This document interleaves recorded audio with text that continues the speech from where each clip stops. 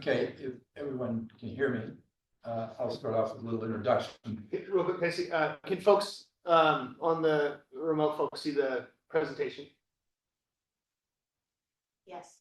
Yes, okay, cool. Awesome. All right, yeah, sorry, go for it. Okay, again, I'm Jim Thornton from the Governor's Office of Regulatory Innovation and Assistance. And I always tell people I didn't pick that name. It has a long history. It actually started in the Department of Ecology probably 40 years ago as the Office of Regulatory Assistance. And it was internal to the Department of Ecology, just related to environmental permitting. And then later, that got moved to the Governor's Office, and it was the Office of Regulatory Assistance. And then under Gregoire's administration, it was changed in terms of focused on environmental. She added economics, basically giving ORIA the role of helping small businesses.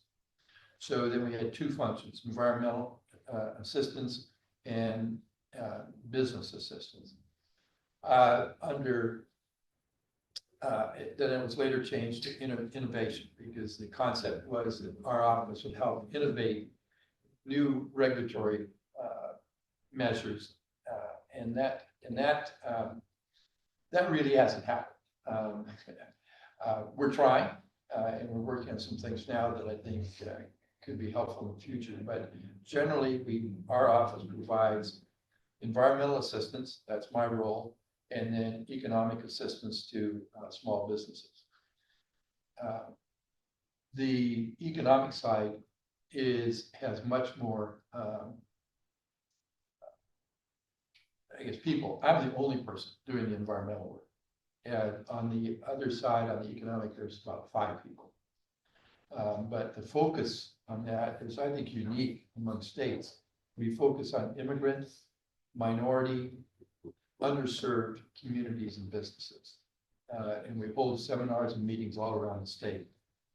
So that kind of explains why they're a fairly large group. When I say fairly large, our entire office is 10 people. So about half is related to economic, and then I'm doing all the environmental work. A little bit of background on myself. This is my last year. I turn 80 next year. And my wife has told me I'm retiring. So I'm going to start part-time in December and then work part-time until they replace my position. I worked for the Department of Ecology for 15 years, and related to Methow. Talked to Ryan about this, myself and another person, Jim Bucknell. We wrote the first in-stream flow program for the Methow River. So we did all the studies, all the evaluations. That was really unique, I think, in the United States.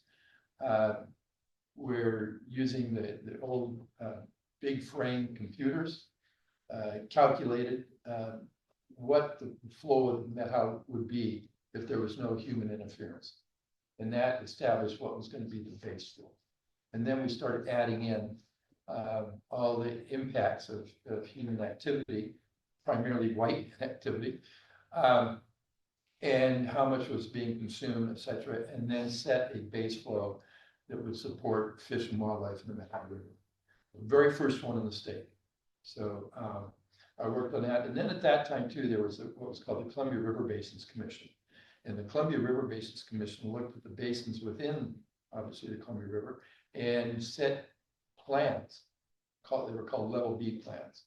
And Jim Bucknell and I wrote the Level B plan for the Methow Basin and for the Okanagan-Snoqualmie Basin. Those are historic documents now. I mean, those were in 1977, 1978. It'd be interesting. I haven't actually looked to go back and look at what we were talking about in 77, 78 in terms of the Methow. So I have I have a historic experience on the Methow. And I was telling some people that probably most of you don't know that in 1978, Aspen Corporation proposed a huge end resort, all-season resort at Methow. It created a lot of controversy here in the Methow, and eventually didn't go, primarily because of the opposition of the local community. So that would have dramatically, obviously, changed the Methow at that time. So that's a little bit of background history. So let's go to the next slide. So I've already kind of gone through this on the regulatory, our office. I'm not going to read through this, but there's a little history. Next slide. So navigating the permitting process, I'm sure you're all familiar with. You have 3 levels: federal, state, and local. Next slide. So the very first thing, regardless of whether it's a federal permit, local permit, state permit, I am a big believer in. Sorry. Okay. It was muted when I saw it. Okay. As a consultant, this is what I would always tell my clients. You need a good project description. You need a good purpose and need. Why are you doing this? What is your scope of work? Description of your work, time of your work, and then what tribal government and public consultation have you done? And then what are your permit and regulatory requirements? And oftentimes I've worked with people who come in and to meet with a local county representative, and they can't answer these questions. You have to be able to answer these questions. If you go to a tribal government representatives, talk to them, you need to be able to tell them this kind of information. Doesn't have to be in detail, but you need to have this information available. Okay. Oh, and anybody ask questions at any time. So, okay, go ahead, next slide. So federal permits. I will caveat this that we're going to go through a lot of permits. Your projects probably won't require all of these permits. So I'm going through the laundry list.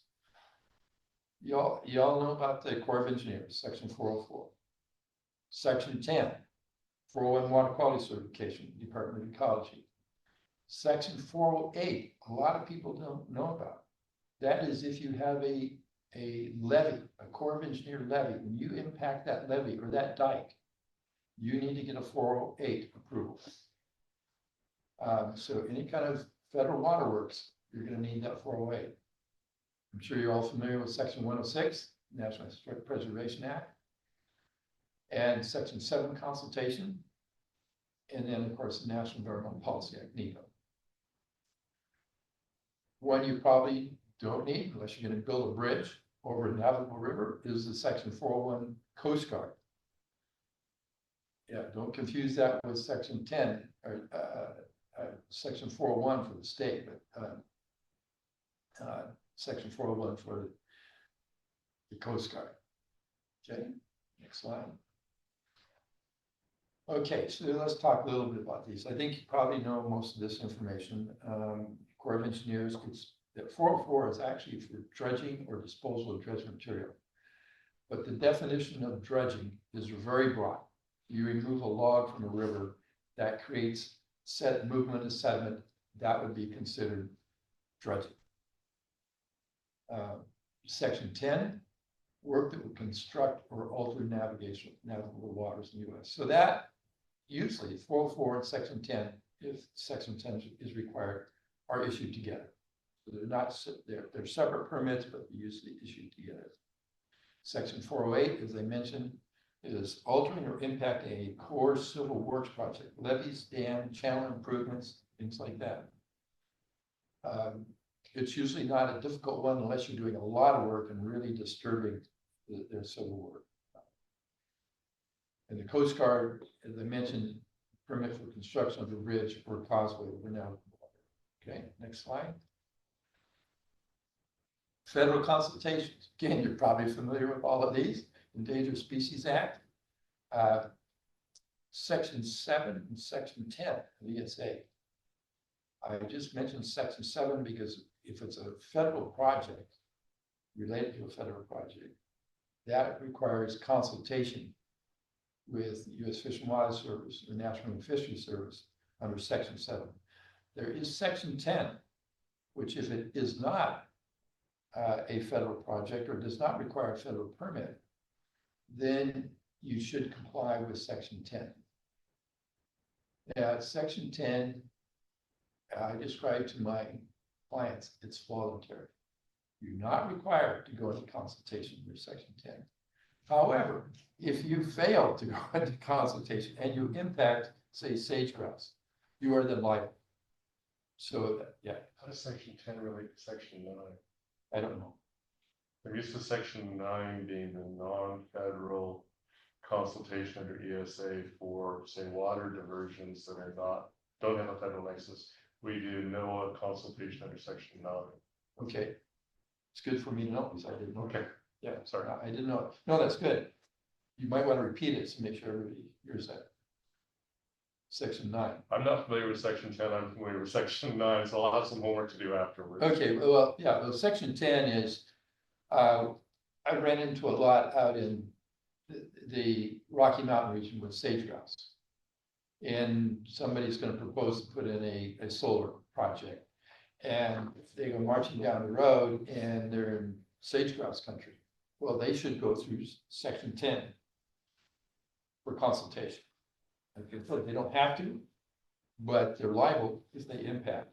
And this has happened on several wind projects where even one back in, I think it was North Carolina, the U.S. Fish and Wildlife Service told the wind developer, you have potential to impact some endangered species. And they went ahead with the project anyway. And they did, and they got stopped in the middle of construction for like 5 years because they had to go back through the consultation project because in fact it was found they would impact avian species. So, so I'll put that on my list, section 9. Yeah, and the gods of AI, see that they're very closely related. Oh, okay. All right. So if you need a section 10, you most likely need a section 9. But it's related to what? More. Yeah, Yeah. I mean, section 10, it says it's more related to HCPs and to exploratory than section 9, which is of the ESA, a form of take for harmful grass. Okay. National Historic Preservation Act. I always told my clients, and by the way, I get a lot of calls in our office from developers. And they ask for information on permitting, and I always bring up the National Historic Preservation Act. That make sure they do consultation with the tribes and that they do a cultural survey. I would say Washington is somewhat unique. Colorado doesn't require anything. You could just go and even if you found something, there's no state laws. Now there's you know, the National Historic Preservation Act where the feds can come in, but it isn't as I think as strict as it is in the state of Washington. NEPA, I think you're all familiar with NEPA, doing complying with that. So any questions? Okay, next slide. State of Washington permits. We talked about section 401 of the Clean Water Act. Department of Ecology issues a 401 water quality certification for any federal permit. And most of you are familiar with the core permit, but there's FERC certification. There's FAA, Federal Aviation Administration. There's permits in expanding an airport or something if it impacts wetland or waters of the U.S. Section 401. I don't think up here you have to worry about coastal zone consistency determination. But just for your information, a lot of people don't understand that the coastal zone along the coastal counties extends all the way out to the state 3-mile limit. So any project and along Grace Harbor, you know, Pacific County, all those counties, their shoreline jurisdiction extends all the way out to the 3-mile state limit. And I'm actually dealing with a project now that impacts that. And it's being permitted through the local county jurisdiction. Now, one of the things here, waters of the state administrative order. Department of Ecology, and I managed the 401 water quality certification program for 10 years. The state has relied on that really for regulating wetlands, as well as small streams, anything that came under the Corps of Engineers jurisdiction. However, the Supreme Court significantly limited the Corps' jurisdiction, especially over wetlands, isolated waters, etc. However, the state, it's still considered waters of the state. They don't have a separate permitting program effort. They, about 2 years ago, they started the process to do that. But they don't have one. However, since they're still considered waters of the state issues an administrative order for impacts to, say, non-core regulated wetlands or streams. So keep that in mind. I don't know if they're going to try to initiate another permitting program for wetlands.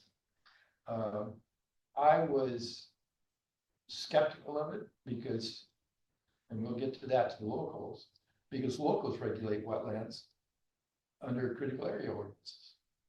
So why should the state have a separate permitting program when the locals should be doing it? I can answer that. The locals are in. Well, but the state then has backstop authority and they can issue an administrative order.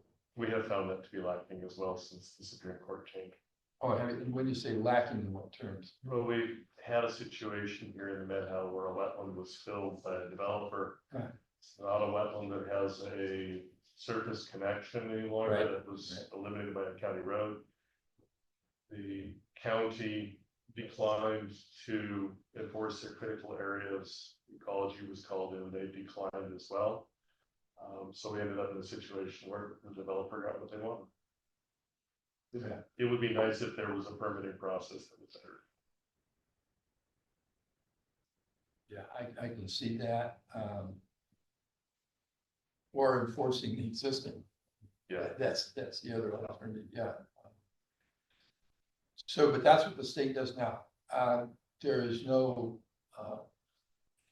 there is no permitting application process other than JARPA. And we'll talk about JARPA, and I think you're all familiar with JARPA. Yeah, which I wrote the prototype many years ago, but they got shot down because of the Cattlemen's Association, which I'm still bitter about. And that's only 40 years. I don't hold grudges. Not that long. And then the last one, NPDS, primarily stormwater is going to affect your projects. You don't really have point discharges in most cases. You may, but it's most likely going to be a stormwater discharge. And that's covered under the state has, statewide general permits for stormwater. Next slide. Okay, other state of Washington permits, Department of Fish and Wildlife. I think you're all familiar with the HPAs. I don't know if there's any questions on that. You're probably all pretty familiar with that. I oftentimes get asked, and I think someone's on the line here with Fish and Wildlife, but I often get asked, is there a way to expedite or exempt HPAs? And the answer is currently no. Department of Fish and Wildlife can move permits under emergency faster, but pretty much it is what it is. And obviously, if it's a project of really high priority, it can be a priority. Let me put it that way for Fish and Wildlife. It can be a priority. They do make priorities, but you still have to apply. There's no exemption. Department of Natural Resources. If you're impacting submerged lands, you're going to need a lease from DNR. Or a right of entry. Or a right of entry. That I'm not familiar with. It's just, it's not a permanent structure. So if you're doing an environmental benefit project that has impact that is short-lived, Oh, okay. they can make the decision to do a right of entry as opposed to a long-term lease. Okay. The larger challenge in our county was what exactly is a state-owned aquatic wetland? Yes, and we run into that a lot. I mean, on the Columbia River, the Pacific Ocean, all those things, it's pretty clear, but when you get to the Okanagan River, Yeah. it's, and I don't know the roots of it, but you take, I think the reservation boundaries come right down the middle of the Okanagan River. Sure. So what is tribal, what is state, or is it state or is it private? On the coast, sometimes that can also be an issue because the state of Washington actually had a policy of selling off tidelands. And they sold a lot of tidelands, which are actually private property today. And so the projects along the coast, people have to be very aware of it may or may not. Okay, next slide. Local permits.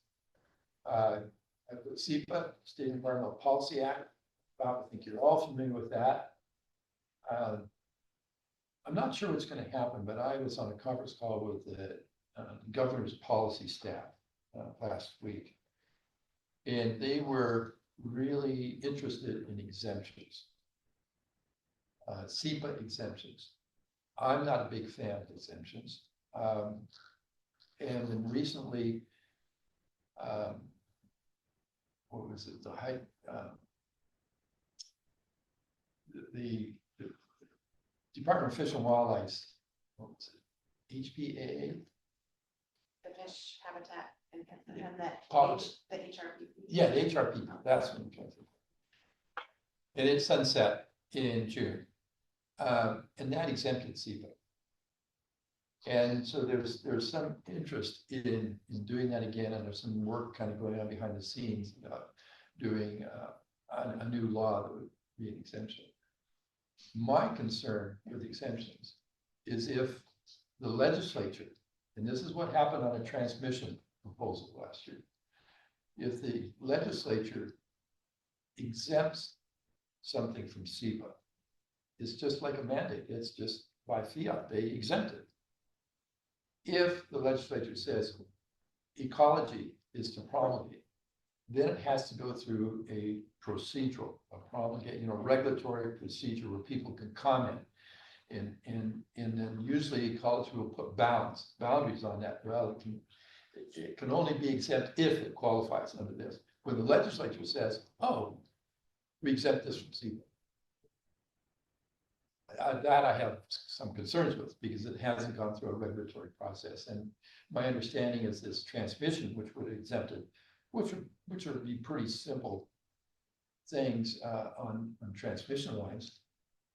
And the tribes had a lot of concern about it because it hadn't gone through a regulatory process, and it hadn't gone through. If it goes through a regulatory process, it has to comply with, the cultural requirements and surveys, etc. So that's, but there are some, I think, look forward to in the next year or two on SEPA. Shoreline permit, I think you're all pretty much familiar with shoreline permits. Something I've learned is we used to always call it the shoreline zone. Well, now the word is shoreline jurisdiction because people are concerned that you call it shoreline zone, it gets confused with zoning requirements of the county. So it's the shoreline jurisdiction. And as someone who one day a week does city municipal application of shoreline, it's 200 feet plus any adjacent wetlands.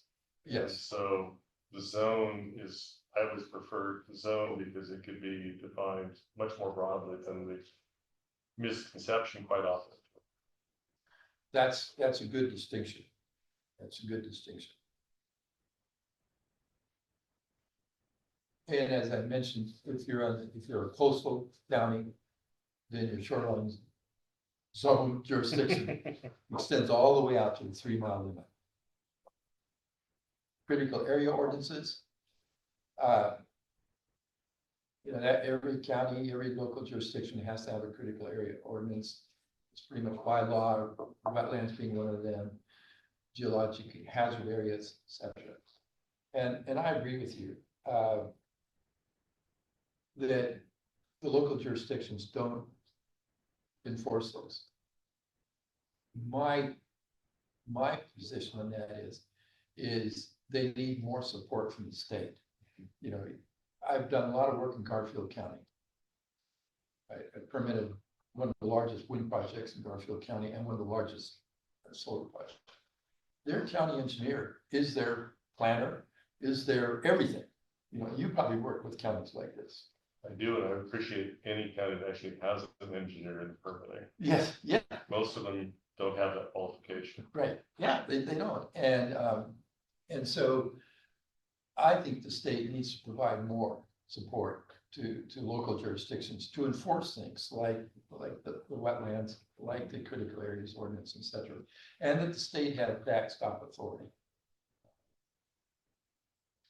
But these are all my personal opinions. I am not speaking for the governor's office or ORIA. I've already been kicked off of one committee because I spoke my mind too much. Stormwater management. Again, the locals oftentimes, I don't want to say enforce, but ensure that the stormwater, usually they have the engineering requirements, et cetera, to meet the stormwater requirements. And another one that I really wasn't familiar with until I started this job, and that's floodplain permits and FEMA. I don't even want to get into that. I am into it. I'm in several committees and discussions on that, but that seems to be a huge issue and one that can have some major delays in projects is the FEMA. Next one. I don't know how I'm doing in time, by the way. 25 minutes, I think. Next one. So local permits within the shoreline zone, you're probably going to get into it again. I mentioned stormwater management, a floodplain permit. Next slide. Oh, I didn't explain this at the beginning because I changed this around a lot. And I took out a lot of these references, but I've got to go back. So I said, can you get your brown dog to run faster? So this is, and I had this in another slide program. I had this theme all the way through the brown dog. The brown dog theme is when I graduated from Eastern, went into the Army. This is Vietnam era. And I'm second lieutenant. We all go into training. We're in this big building, first day in our barracks. And this captain comes in. We all snap to attention. We're by our bunks, and you can hear a pin drop. And he starts yelling at us about what we're supposed to do, how we're supposed to do it, all these directions. And then he goes, "Are there any questions?" And you could hear a pin drop. One poor soldier at the end raises his hand, and that captain walks right down, and his face is this far from it. Says, "What's your question?" And the guy asks the question, and the captain just screaming at him, "What color is a brown dog?" So I kind of kept this theme through this, and unfortunately, this is the only one I have it in another slideshow. That was, can you get your brown dog to run faster? The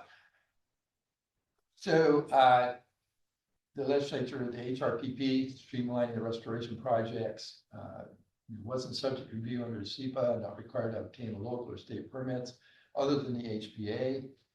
Permits required for participation in federal programs exempt, and that's sunset. So just a little bit, there is a Department of Fish and Wildlife, Puget Sound Partnership, the Bonneville Environmental Foundation, Washington Policy Center, and a couple others are kind of working, and myself at ORIA, working behind the scenes to draft some legislation that can be submitted to the legislature that would kind of reinstate this. And there was another bill called the Salmon Accelerator Bill, which does something very similar, excuse me, very similar. But we also included in that legislation, it would be climate resiliency projects. would also be included in that. That bill was introduced to the legislature last year and it didn't pass. So we're looking at how can we combine those two. A larger salmon and, but I want to call it fish. You know, let's not just limit it to salmon. Let's do fish and climate resiliency projects. And I was one who wanted to include the climate resiliency because I feel so much focus on salmon has been in Western Washington, not Eastern Washington. So by making these more inclusive of salmon and climate resiliency, it includes a lot more of Eastern Washington. And that's kind of what we're trying to work towards is a bill that would do that. This legislature, I don't think any bill that has money attached to it is going to pass. You know, the state really has a very significant budget issue. But so this legislation, the focus will be not for 26, but for 27, and reduce it as much as possible. You know, one of my concerns is that this is what always gets me in trouble. So, you know, when legislation goes through, they do a budget analysis and they go to the agency to do a budget analysis. And they ask the agency, how much is it going to cost to implement this program? Well, most agencies, and this is what gets me in trouble, will pad that. And so it costs a lot more money than it really does in real life. And so we need to get realistic in terms of just how many people do we need? How much money is it really going to take to implement these programs? Because I think we're going to be in this tight budget cycle for at least 2 more legislative sessions. So we need to be in order to get legislation through, be very careful about how much money we're going to assign to these programs and not try to inflate it, but just what is it really going to take? And from your perspective, I think, realize that there's going to be limitations. Like in our office, I'm the only person trying to help resolve environmental issues, help people get through the permitting process, and et cetera. You know, ecology will help at their level for ecology permits, fish and wildlife at theirs, DNR at theirs, but I cover everything, and local and state and federal. So there's going to be significant limitations, and we already know there's significant limitations on the federal side. Okay, next one. I think it's important to also recognize that there is a financial cost for habitat restoration projects. I've been told that it's particularly on the west side, depending on your county or your local jurisdiction, one of the reasons why those sponsors doing projects in those areas, they see fee reduction relief in these programs. Yes. Whereas here, there is a fee, like in Okanagan County, associated with SEPA. Right. But for the most part, there's not a significant fee burden on projects. But that works in both directions. So if you have a project that's funded by a state or federal grant program, Right. that grant program is going to pay those fees. Yeah. But those counties or just, towns or wherever the project is, they do not get those fees. So you have constituencies who may be interested in those actual fee costs on both sides.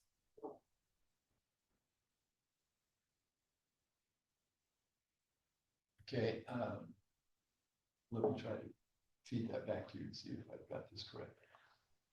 So, and when you submit a permit application, there's a fee charged at the local level. There may be, and those vary. And those vary. but there are. So, but there's something else, you said someone else pays it, or So that isn't included in the grant? Exactly, because if you are a nonprofit doing Right, a restoration project, Right. all of the costs of that project have to be included in your project budget. right, How other way would you pay for them? right. But you said, but that doesn't go to the local, It does. does, So for example, in Okanagan County, the Right. standard fee for a SEPA is, I think it's $1,100. Right. Plus, there's an additional fee if your project is involved in any public work. So if you're like using a county road right, or something like that. So so when we submit our permit, our budget to, for example, the surfboard, right, we have to include, well, yeah, we have to put in, about $1,500 for fees right, in our grant. right, So that money to pay that fee comes from the grant from the state legislature.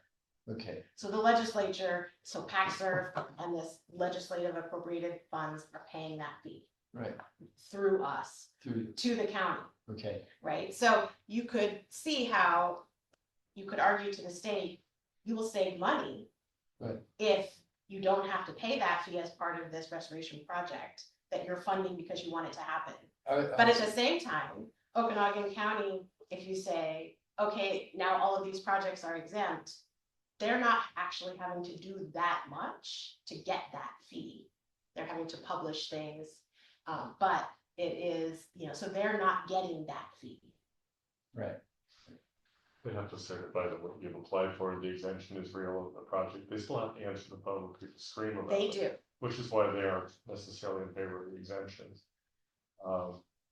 And what I was told, when I was speaking with former WDFW staff many years ago, about why it, I was told that it wasn't that common actually for projects in our area to apply for example, the fish habitat enhancement, right, which is still available, which exempts from SEPA if you meet the criteria. And I was told that when they talk to other WDFW staff, say in like King County, their local fees were very, very high. yes, And so in addition to not having to apply for the permit and the timeline and all of that, they were having relief from all of those fees. For us, it's not that big a deal. For us, it's not that big of a deal. Right. But when you're talking about the costs associated with these programs, just the costs of the agencies having to administer the program The permit is not the application. only cost associated with those programs. Sorry, I did not mean to. Go that far? but you say for like in Okanagan County or East Washington, that may not be a big issue. Correct. It's more of a Western Washington issue. Or it varies by county and Good. jurisdiction. We're at under $1,500 to comply with SEPA. It's the best money I've ever spent. Because once you've run SEPA, you know who hates you, you know who likes you, and you close complaints from those who don't have standing. So I can't think of a better $1,500 spent. Yeah. That's an unusual opinion. on But SEPA. yeah, right. So there is a state law that I think that local jurisdictions have to issue their permits within a specified period of time, and if they don't, they have to reimburse part or some of that application fee. Haven't seen that applied here. They're usually pretty good at getting them out. Yeah, but that's it. So the other thing that's happened on the state level, Governor Ferguson, I think it was his third executive order, required all the state agencies, I shouldn't say all of those under his cabinet, his authority, like DNR, obviously not under his authority, and a couple others like I think it's the state parks and maybe and Fish and Wildlife. They have a director who's appointed or selected through the commission process, and but for all those other agencies, Department of Ecology, Department of Health, etc., we're required to submit an entire catalog, all their permits, licenses, approvals, and again, interesting enough, when Governor Ferguson issued that, they had no idea how they were gonna deal with it. You know, so all these agencies submitted, what's gonna happen? Well, we ended up getting it, which is our role. I mean, we have some other legislation that we're supposed to, we do track, agency permits. So part of that, executive order was that agencies had to establish a period of time to issue a permit. If they did not issue the permit, seems local, they had to reimburse partial or all of their permit application fees. So we're in the process right now. We got all those. I'll mention ORIA. We have a regulatory handbook. We had about 300 entries in that handbook. After this exercise, we have 1,700 in our catalog now that we're working on to develop. So we're in the process right now of working with each agency on how to establish what is your period of time from the point you get the application to the time you approve the application. That becomes your deadline to issue it. And if you can't meet that deadline, you have to reimburse. So that's going on right now. An interesting, possibly a result of that is that one of the state agencies who has typically issued permits to us in 30 days, 50 days, Right. has now informed us to stop pushing it because they have 120 days of allowance to issue that permit. So I think that when you give someone a deadline, they will often match that deadline. Oh, yes. Yeah, and the problem we're having, and I'm sure Kristen can speak to it as well, is that the state agencies, this is our biggest complaint, our biggest concern, is they will not work consecutively. They stack the permits. So you need to satisfy ecology before DNR will work on theirs. And so it turns out to be a 120-day process at DNR plus 100 and whatever day process in ecology. They end up being stacked because there's no incentive for them to start early or at the same time as the application comes in. They can get a little more time. They can buy a little more time waiting for another agency to complete. A point for consideration. I don't know, Kristen, if you've run into that, Oh, yeah. but we certainly run into it a lot. Well, and I don't know if it's necessarily just the, like, for the patient. It's based on the RCWs. For this particular example, for DNR, that they can't issue it until all the other permits are in hand. And their interpretation of that is they can't start working on it. Right. Until all the other permits are on hand. So it's not that the issuance is starting once permits are provided, where DNR has done all their work. They're not even starting it Yeah. until they have a And full in the package. past, they did. Right. And that's been the biggest change is that they've interpreted the restriction on how much time they can take to not initiate until they have every box checked. Right. And that's great for them, but it really hurts us. Yeah, and I'm actually going through working on a project right now where that's a big issue. You know, under SEPA, you can't issue any permits until SEPA is completed. But that doesn't mean they can't be working on all those permit applications during that SEPA process. In fact, when I was a consultant, we oftentimes tell our clients, you know, we need to be working with all the agencies so that when SEPA is completed, the permits can be issued in 30, 60 days. And there's a very short appeal period too, when SEPA is completed. But the situation with DNR, again, it's a coastal project where, from what I can see, the applicants did everything they should have done correctly. They went through and met with all the agencies, tribes, everything, went through the SEPA process through the county. The county got no comments. All the permits have been issued. And then DNR is now not giving the lease because they want a lot more information. And this project, which this is not small, we're talking $100+ million project.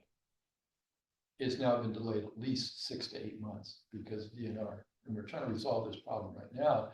And they're raising some, I think, legitimate issues. I got involved and said, well, we can do a SEPA addendum. And yes, some of these questions they're raising now should have been answered before, but why didn't they bring them up before? You know, and so I hear you. It's a silo problem. It's yeah. a silo problem, and yeah, I don't know how you could have legislation that would fix that, but it is a problem. Mhm. And I think,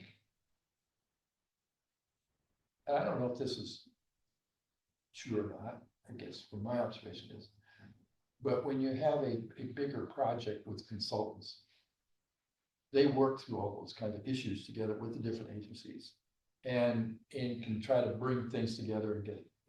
In this case with DNR, that obviously wasn't the case, even though they have a very good consultant working on this project. But I think in most cases, we as consultants usually try to bring everybody together and work through the process concurrently, not consecutively. Right. But you all don't have, you know, But consultants. even when we do, it's still Oh, not you working. need to stop. Because we have some well-funded projects that we have very qualified Very consultants. Yeah, Both our groups do, and we're still letting it, it's a change, it's something that has recently gotten much worse, in my opinion, over the last 2 years. okay. So we talked about this a little bit, this bill 53 introduced to help accelerate permitting. That's something that's coming up in the future. That would be the role of trying to do just what you're talking about.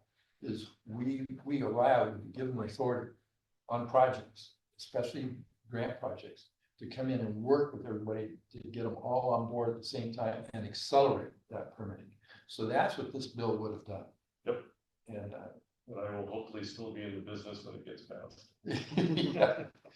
Unfortunately, I probably won't be. I was gonna say, I know we're getting bumping up against the end of the time. I think we were gonna have. I'll Q&A. stop asking questions. No, it's the Q&A time after them. Okay. But maybe, I don't know if you wanna talk a bit about the JARPA updates, just to put that in. Okay, let's quickly go through and see what's next. Yeah, we all know this. Is your dog really brown? You may think it's brown, but you better talk to the tribes, the locals, everybody else to make sure you actually have a brown dog, because they may not agree. Next one. Same thing, travel and community consultation, really important. Next.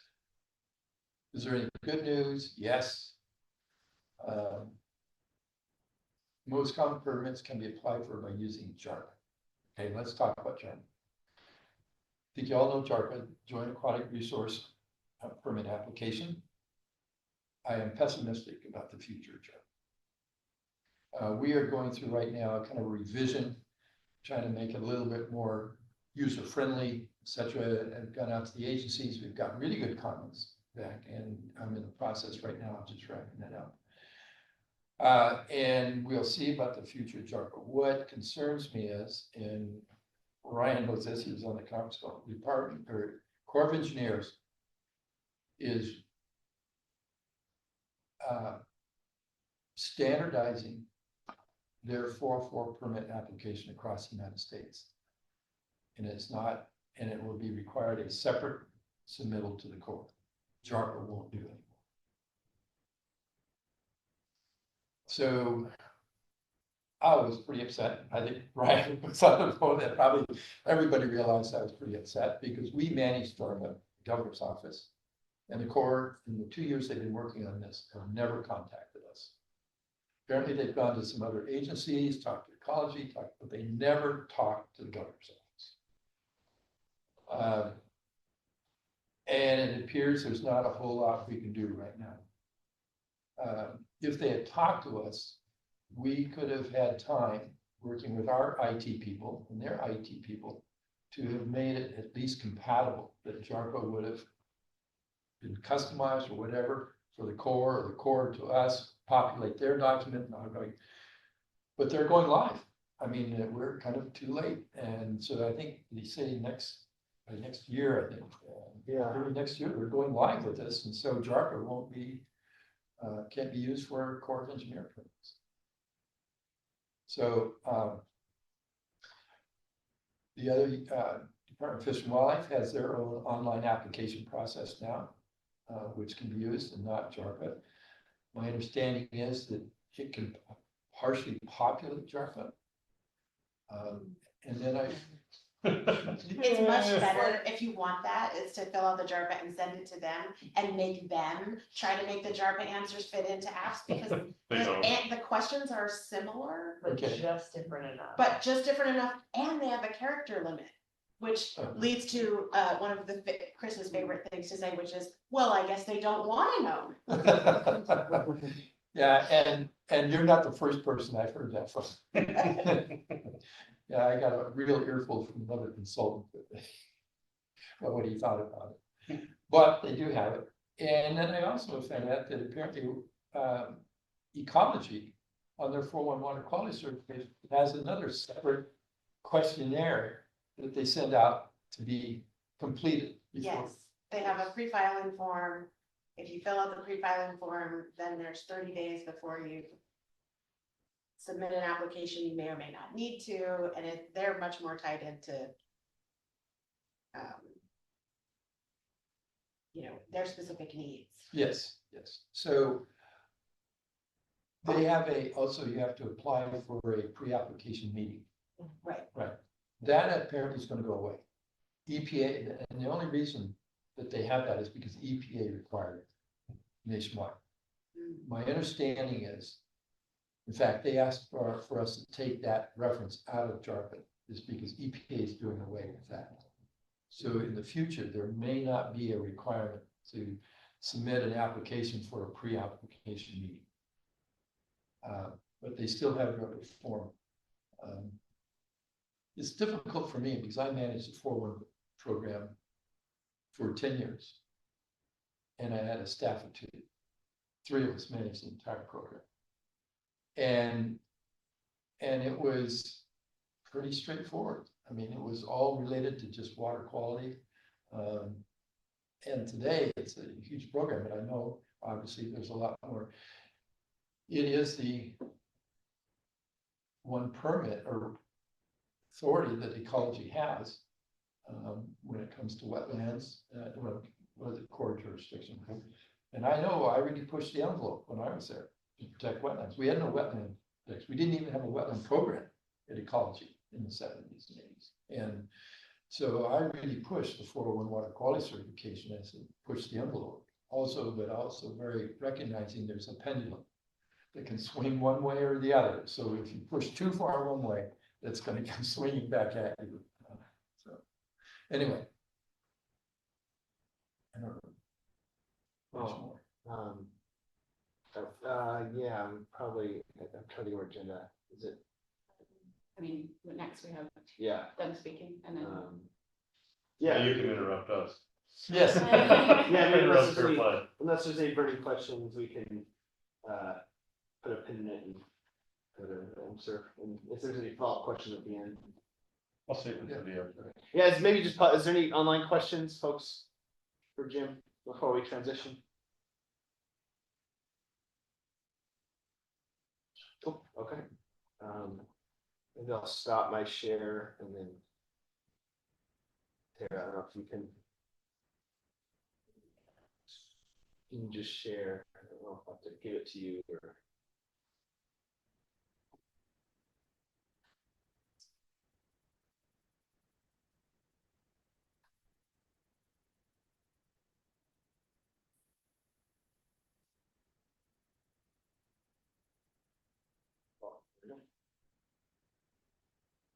So it allows.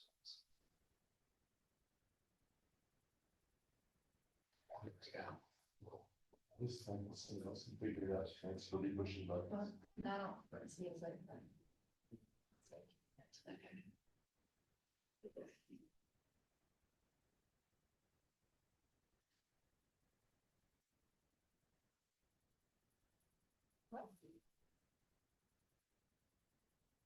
It's slightly my singles. I think you have to close, you see that yellow bar? You need to see that yellow next week. What? But, Oh. there we go. See, Microsoft wanted you to answer their question. Do you want to back up your whole computer OneDrive? Okay. No. Thank you very much. All right.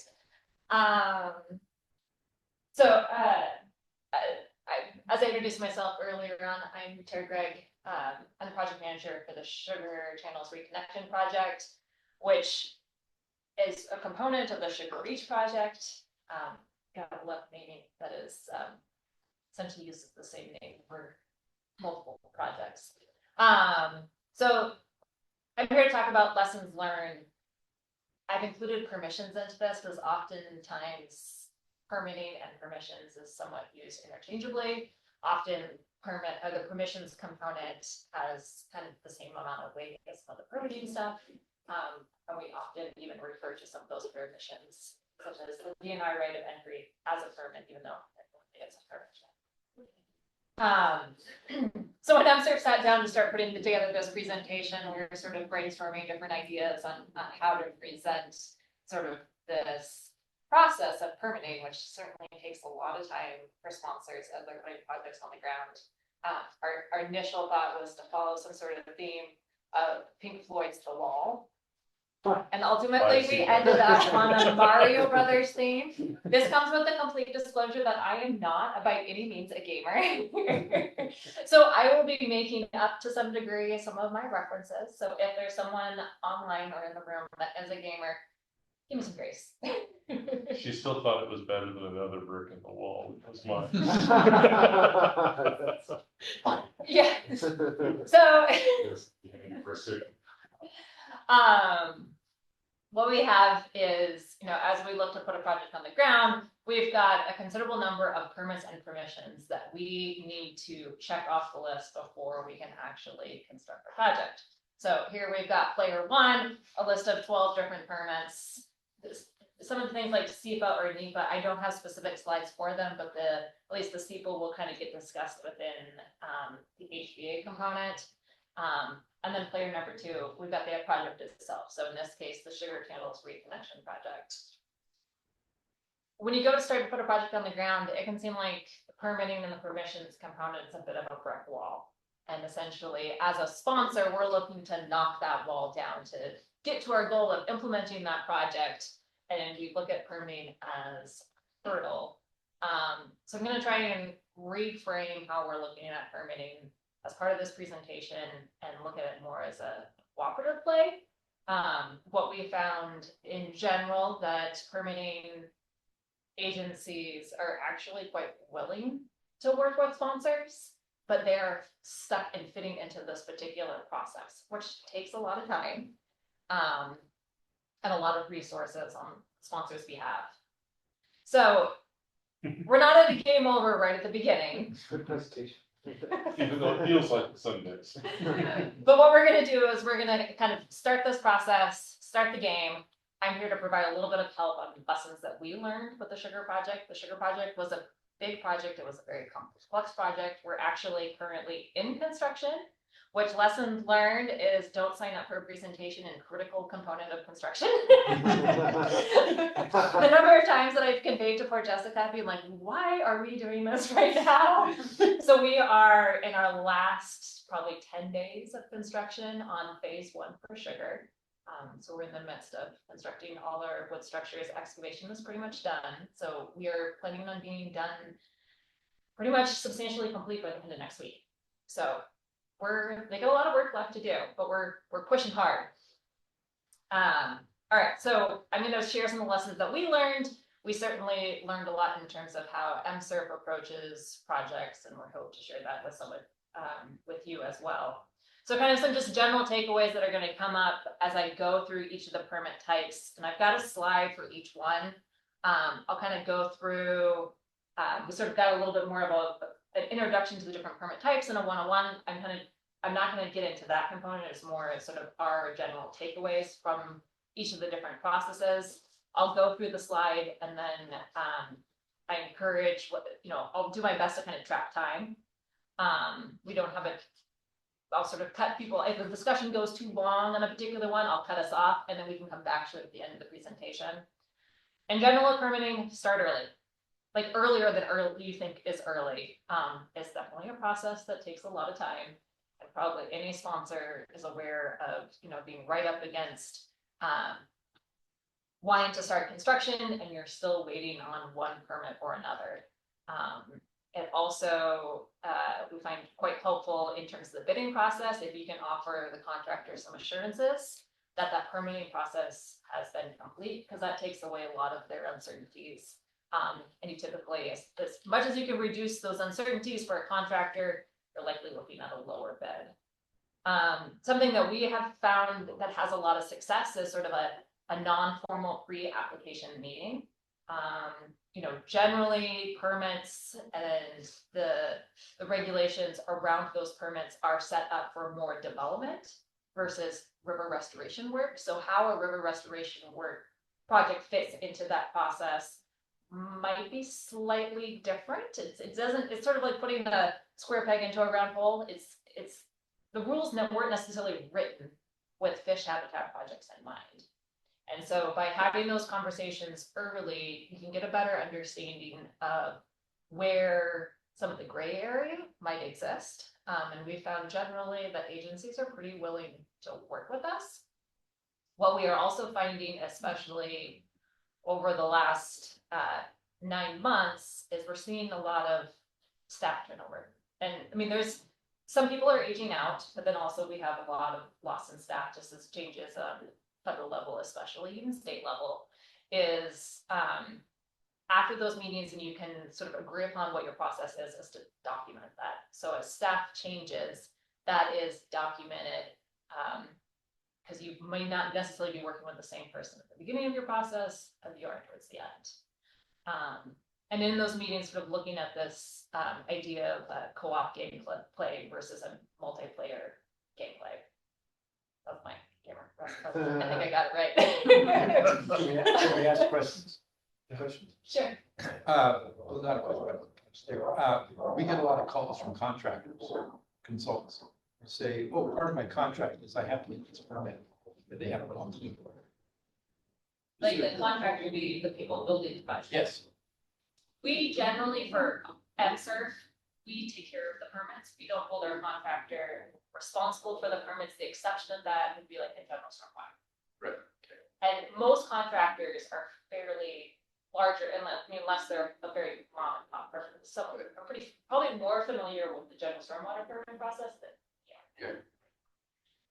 and I do have a slide so we can kind of go into that component as well, and it talks about the contractor applying for that permit versus sponsor applying for that permit.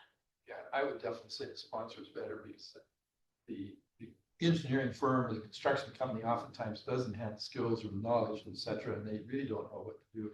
And it's oftentimes a cost that they had not anticipated that they're going to get, which can be resulting in cost overruns. Yeah, in our view, or my view at least, as the ED, is that I'm gonna ultimately be the guy who goes to jail when they do it wrong. So I would rather get the permit and know how to inform them on how to do it right, rather than trust they got the right permit. Yeah. Okay. And we start on the permitting process well before we know who our construction contractor is. And we do these pre-application things, sometimes before we have our engineer. And then sort of promoting that broader understanding of the entire permitting and permissions process. We sort of talked a little bit about a recent conversation with DNR, trying to get agencies to work on things sort of in parallel. We can recognize that they may not be able to issue the actual permit until certain boxes are checked, but that doesn't mean a lot of that work can't happen beforehand. But in a lot of cases, those agencies may just not realize how intensive the process is working through some of the other permits and permissions. All right, so number one, ESA consultation. So just kind of a quick sort of summary of what we're looking at here. So federal agencies are required to consult with NOAA and US Fish when a project may affect ESA listed species or designated critical habitat. One of the key steps in this is identifying what your lead agency will be, and this will depend on your project. So for sugar, there were certain elements of the project that were deemed incompatible with HIP. which meant that we could not utilize BPA as the lead agency for the project, for that component of the project. For ESA For conference. ESA consultation. So we were also coordinating closely with the Corps, and we were able to come to a solution where the Corps would do the lead for ESA consultation for the entire project. Simultaneously, BPA took the lead for cultural. So what we found is, there was a lot, we didn't want to piecemeal the project where we had multiple agencies doing ESA for a small portion of the project. So by coming to the conclusion that the Corps could cover the entirety of the project, that allowed for some consistency. And then we found that it doesn't have to be the same. So your lead entity for ESA does not need to be the same lead entity that's your lead for cultural. And we were able to do that by having a meeting where we facilitated a meeting with BPA and the Corps of Engineers together, so that those two could have an agency to agency discussion where they agreed that that would be the path forward. Something that I'll go into a little bit of more of the process behind the CLOMR. I think that's a component of the permitting that sponsors in general are less familiar with because of recent changes to that process. ESA is required prior to issuance of the CLOMR. What we found is you don't have to have ESA complete when you submit your initial application, but before you receive that conditional letter of map revision, you do have to have the ESA completed. So as you're looking into, sort of your sequencing of your permitting, getting that ESA done early is important because that CLOMR process, especially depending on the complexity of the project, can take a considerable amount of time. Complexity doesn't necessarily only mean the project is complex. If you're working in an area like the Methow, where the last time FEMA updated the maps was 1976, and they did it with a pen and paper as opposed to a replicable model. Yeah, it is instantly complex. That dates that back to my era. Yeah. Yeah, so segues nicely into, well, I guess before I do that, maybe I'll open it up to any sort of experiences. I've got my expert panel on either side, Jessica and Chris. I'm certainly none of the projects that we put on the ground are a singular person, but I rely on their expertise. I've learned a lot on the permitting component with this project. Anyways, so. And one of the other things we learned, so when we actually completed our ESA consultation, we did not know that you didn't have to have it done in order to submit the CLOMR. So we actually worked with the Corps of Engineers, and we were able to submit our ESA consultation before we even submitted our JARPA to him. Like, we gave him a draft, but we didn't actually apply for the permit. He gave us an NWS number, and we completed ESA consultation in the summer of 2024 in anticipation of needing it to submit that CLOMR. In fact, we were really lucky that we did that we had that misconception, because otherwise we would have run into potential issues with whether or not there would be someone, for example, at NOAA to consult with, because of some staffing challenges that they have been having. And there were some staffing challenges at US Fish, where they, even before 2025, they had almost a complete turnover in their regulatory branch. And it took quite some time for US Fish to determine who was going to do that consultation, and then for that person to identify what the programmatic consultation that they were doing was actually going to be. So one thing I'll throw out there is that when you run into the situation, BPA is one of our primary funders on the sugar project, but we have a slew of funders, and they each have a different way of approaching cultural, and they each have a different way of approaching ESA. And the best thing in the world is to have a slew of funders, because we found out that our engineers came up with a very comprehensive set of actions that work together. It's don't all match the BPA hit, or don't all match another funding program. And we had I had to move away from a pre-consultation JARPA approach, where it's all inclusive and an umbrella, to being willing to say, I'll give you this to approve, I'll give you this to approve, because that's the way my fund works. And that was a bit of a mind warper, because I'm really a fan of the early JARPA, the early programmatic approach to permitting. And I realized that on these larger projects where the agencies are not working in coordination, if you walk in with that approach, you're going to have a lot of fighting on your hands. And it's much better just to say, okay, a perfect world, I could do that. I don't live in a perfect world. And we were lucky and sure that for the most part, we were able to do that, especially with the core and BPA being willing to say, okay, yes, the core could be the lead for the ESA. And BPA simultaneously would be the lead for cultural. Otherwise, we had to leave key components of the engineer's recommendations off the project because it didn't match perfectly with them in this case. Right. I would just added, that's one advantage of, say, working with our office, especially with state agents. Because when you call, I'm from the governor's office, and we want to hold an interagency meeting, it usually happens. It gets our attention. We don't have that same control over the feds, but oftentimes the feds will also, when you call from the governor's office. But, so just a plug for our. Yeah, no. And for sugar, we've been, with the exception of the floodplain permitting, we permitted the whole project together. So at this point, essentially for phase 2, which we plan for next summer, all those permits have been secured except for the floodplain permit. That one we did do separately, which is a little more, we'll get to that when we get to that slide.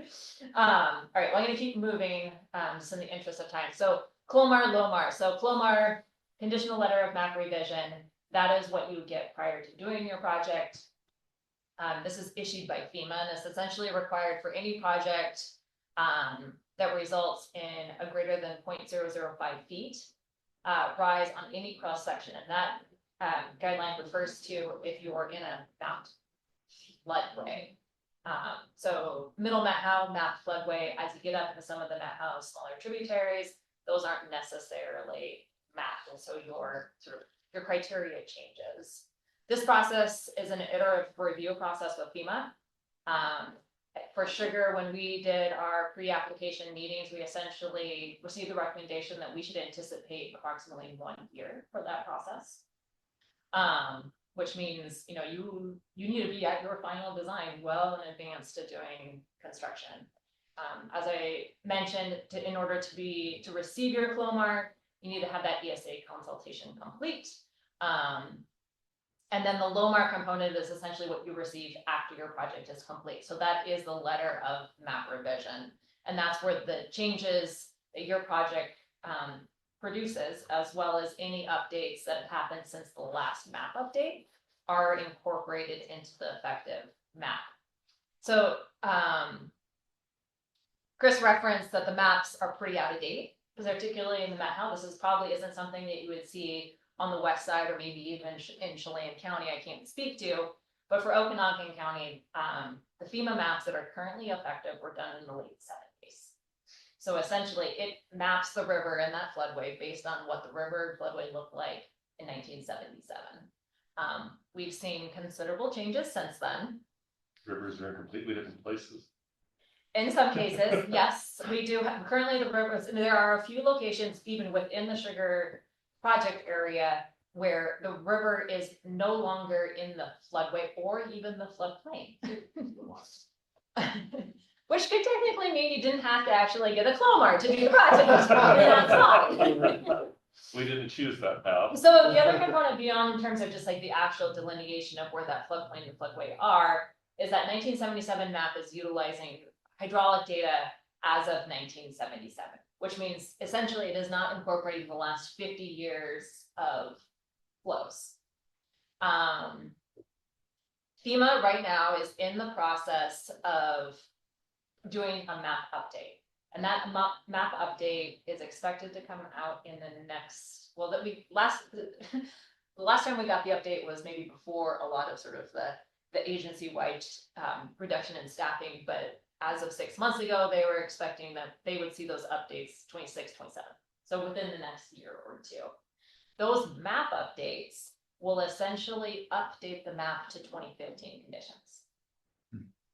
So knowing that that process is underway, when we started working on sugar, we've got quite a bit of earth movement, some of which is towing out into the river.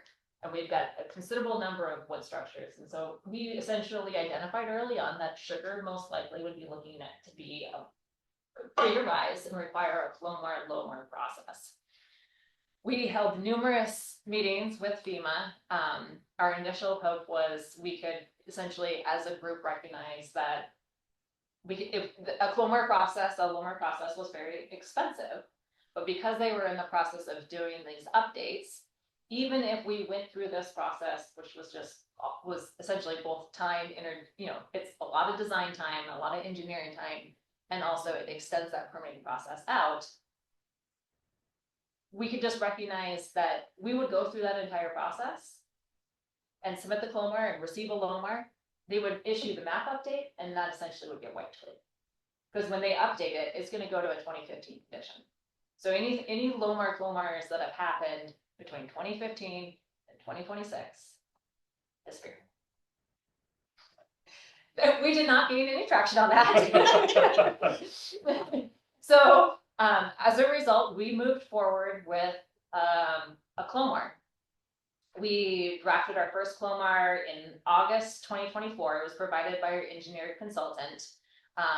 Project costs in terms of doing a Clomar for something like the sugar project, which the sugar project covered 2 jurisdictions. So we have part of the project is in Okanagan County, part of the project is within the town of Twiss.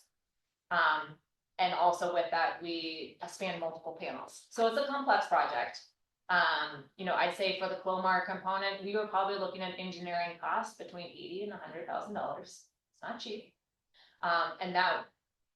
And so we received our draft Clomar, and as part of that Clomar application, we need to have community concurrence from jurisdictions. From one jurisdiction. FEMA's guidance is fairly clear that the dominant jurisdiction essentially is the one who assigns that paper. But we ended up having quite a few coordination calls with the town and the county to get to the point where the town essentially granted Okanagan County that jurisdictional authority for the application.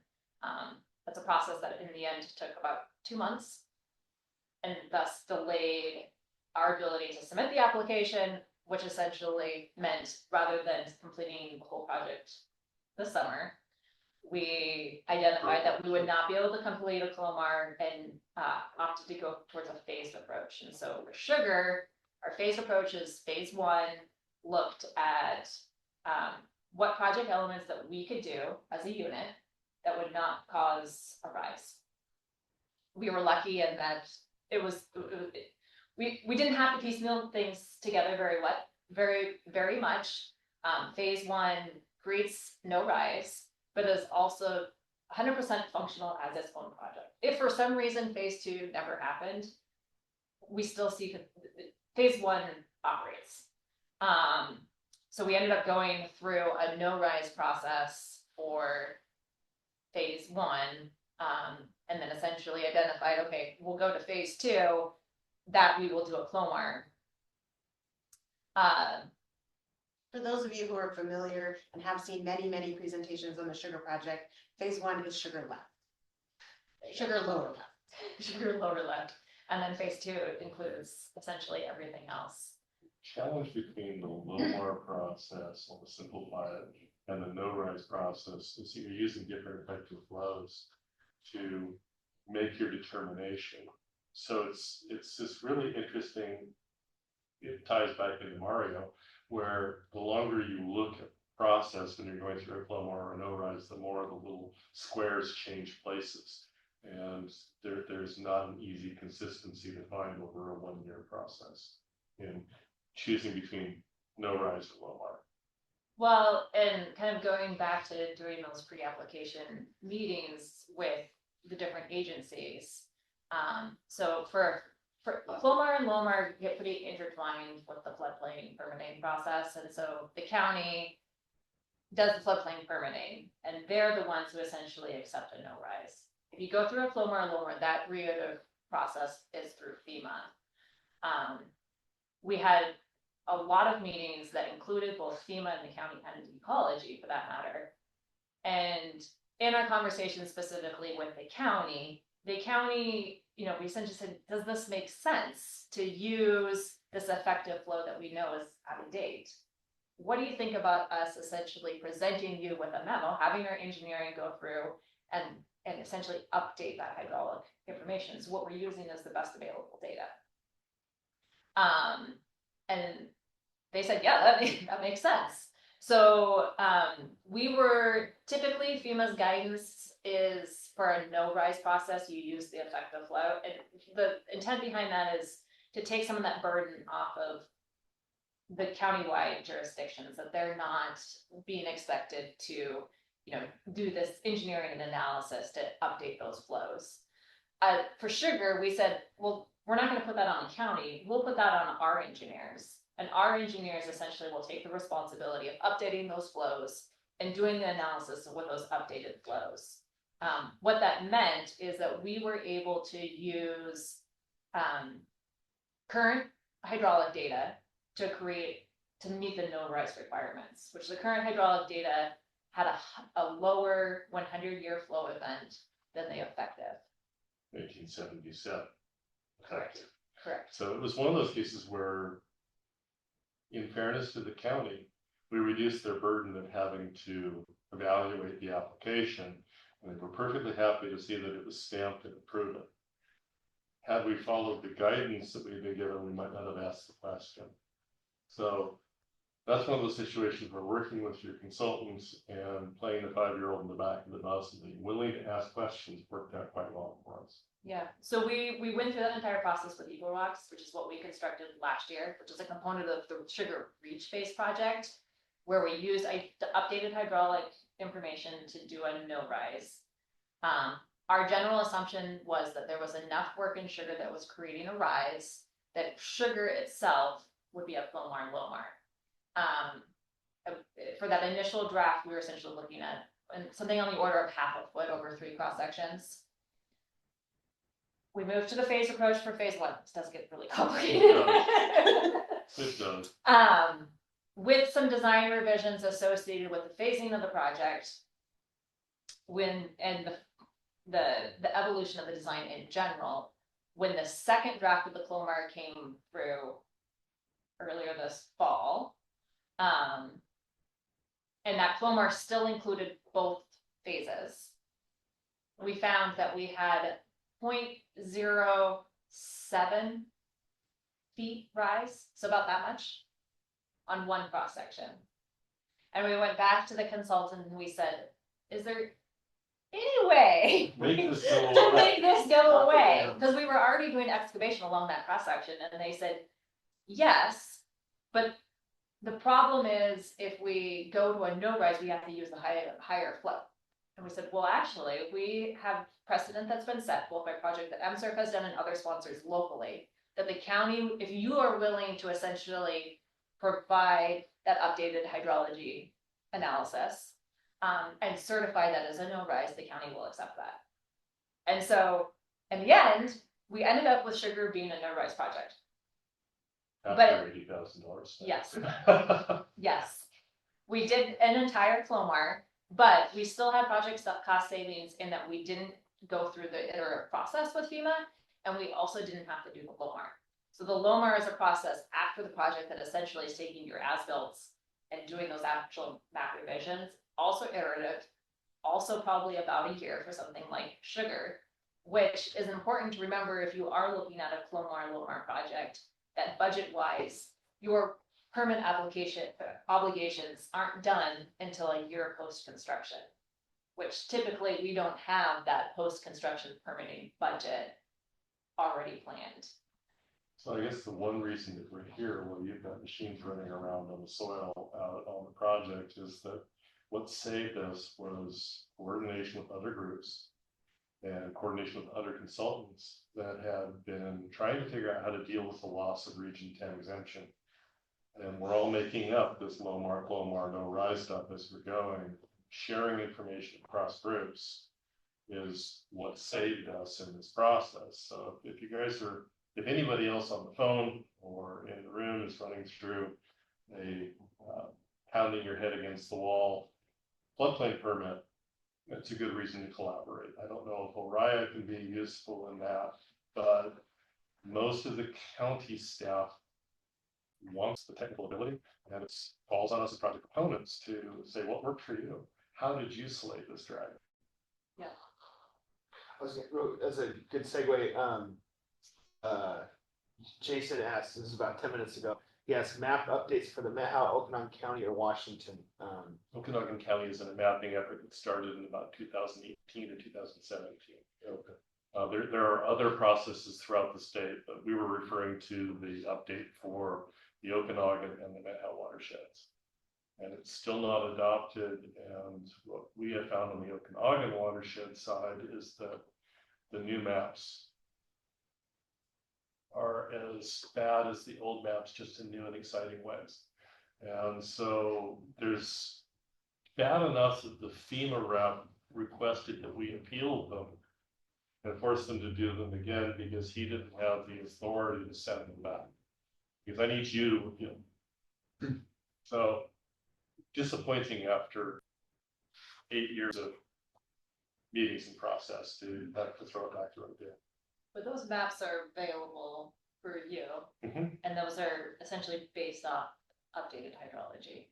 So, when we went to the county, one, we can sort of jointly recognize that if we're missing 50 years of hydraulic data, we're not looking at the most accurate thing. But FEMA also has essentially that draft effective thing in such a large number. But because it hasn't been adopted, we can't first. Correct. Not Correct. officially. Not officially. But essentially, our engineer had to take the liability on that they were using the best of it. Essentially, they were certifying the no rise things because the county doesn't have the capacity to do that. Okanagan does not. And in Okanagan County, that is, they are willing to accept that at this time. We have no knowledge of other counties. And likely other counties don't have as outdated maps too. Right. I mean, it was sort of, it was a unique Perfect sort of, storm. yes. And I Exactly. think one of the themes and the lesson learned throughout all of the permitting processes are knowing the people that you're working with, and when they change, getting to know them and being able to have those the ongoing dialogue and understand the constraints that your permitters are working under is really important. So a lot of components of the floodplain development, my slide that we sort of covered with the Clomar FEMA slide. For us, because the sugar project spanned 2 jurisdictions, we essentially needed a floodplain development permit from both the town and the county. So we had 2 floodplain development permit requirements. And this essentially is required because we've got work happening in the floodplain. In conjunction with this, it requires either the Clomar or certification of a no-rise. For sugar, we're following the pathway of a no-rise. MCERF has other projects that are currently for WDFW, which is a sub-project area of the sugar reach. That is going through the Clomar process, and I believe is at the tail end of that. And that is a process that took. It started in April, I believe. And we submitted it in April. You're essentially at the end. We're at the end where they're asking us for our community concurrence letter and our ESA consultation. So that was a quick one. That was a quick one. Smaller project. Much more. Simpler in that it doesn't span multiple panels, multiple jurisdictions. Something we found with sugar when we were looking at a Clomar is essentially you have your project where you're revising your map, and then at the upstream and downstream end, you need to tie into the existing. Because we went right up into the town of Twist, we actually found that it was worse than design tweaks to not have to remap the river through the town of Twist. Because the maps were based on different information. You're not able to make them mesh and transect. Yes. It's just not possible. The vast majority of the updates that we were looking at when we were going down that process was updates that essentially reflected the last 50 years, less so the project itself. Cultural review. So required anytime we got ground disturbance activity, to assess the effects of a project on historic, cultural, and archaeological resources. As part of this, we need to identify your lead agency. For the sugar project, BPA was our lead for section 106. The sugar project has multiple funding sources, both federal and state level. Essentially, the state agencies adopted the section 106. So we're going through one cultural review.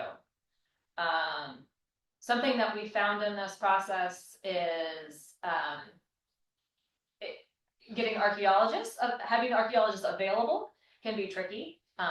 We used some archaeological firms that we weren't familiar with working with on this project because we could not tap into our usual resources. So scheduling certainly presented some conflicts. We also have limited season in which we can do that work and that you can't do it over the winter. Our general take has been to have a pretty inclusive APE when we start this consultation process so that we don't suddenly be like, oh, we should have added in this component of having to essentially restart some sort of cultural review. We've started to see quite a bit of pushback on those large inclusive APEs. And that's an interesting thing worth talking. Sorry, go ahead. APE. Area of potential effect. And the agencies like a huge APE so that, you know, you're scattershotting, you're making sure that you haven't left anybody out. Guy Mora at the Colville Tribe says, I get 100 of these things a week. And if you're going to give me half the county on your APE, exaggerating, if you're going to give me a huge APE, I refuse to even look at it because I don't have staff and I don't have time. And so there's this dynamic push back and forth between the state or the federal agency and the TIPO at the various tribes that have to make sense of these things. Compounding that, it's not on your slide, so I'll just say it. We're not really supposed to do the cultural reach out. That's the agency's responsibility. But we have discovered over many, many years of frustrated TIPOs that having a cup of coffee with the tribal resource officer or a phone call with tribal resource officer is the difference between having a timely review and not having any review. And that's just an interesting dynamic. I think Guy told us that he gets something like 11,000 requests for consultation per year. Yeah. And whether the number is hyperbole or accurate, it does paint the picture of we're one of a large number. And if we rely on our agencies to do our consultations for us, shame on us. We really need to have that relationship. Yeah, no, I definitely agree with that. I know that some tribes are reluctant to meet with the consultant or the applicant early on.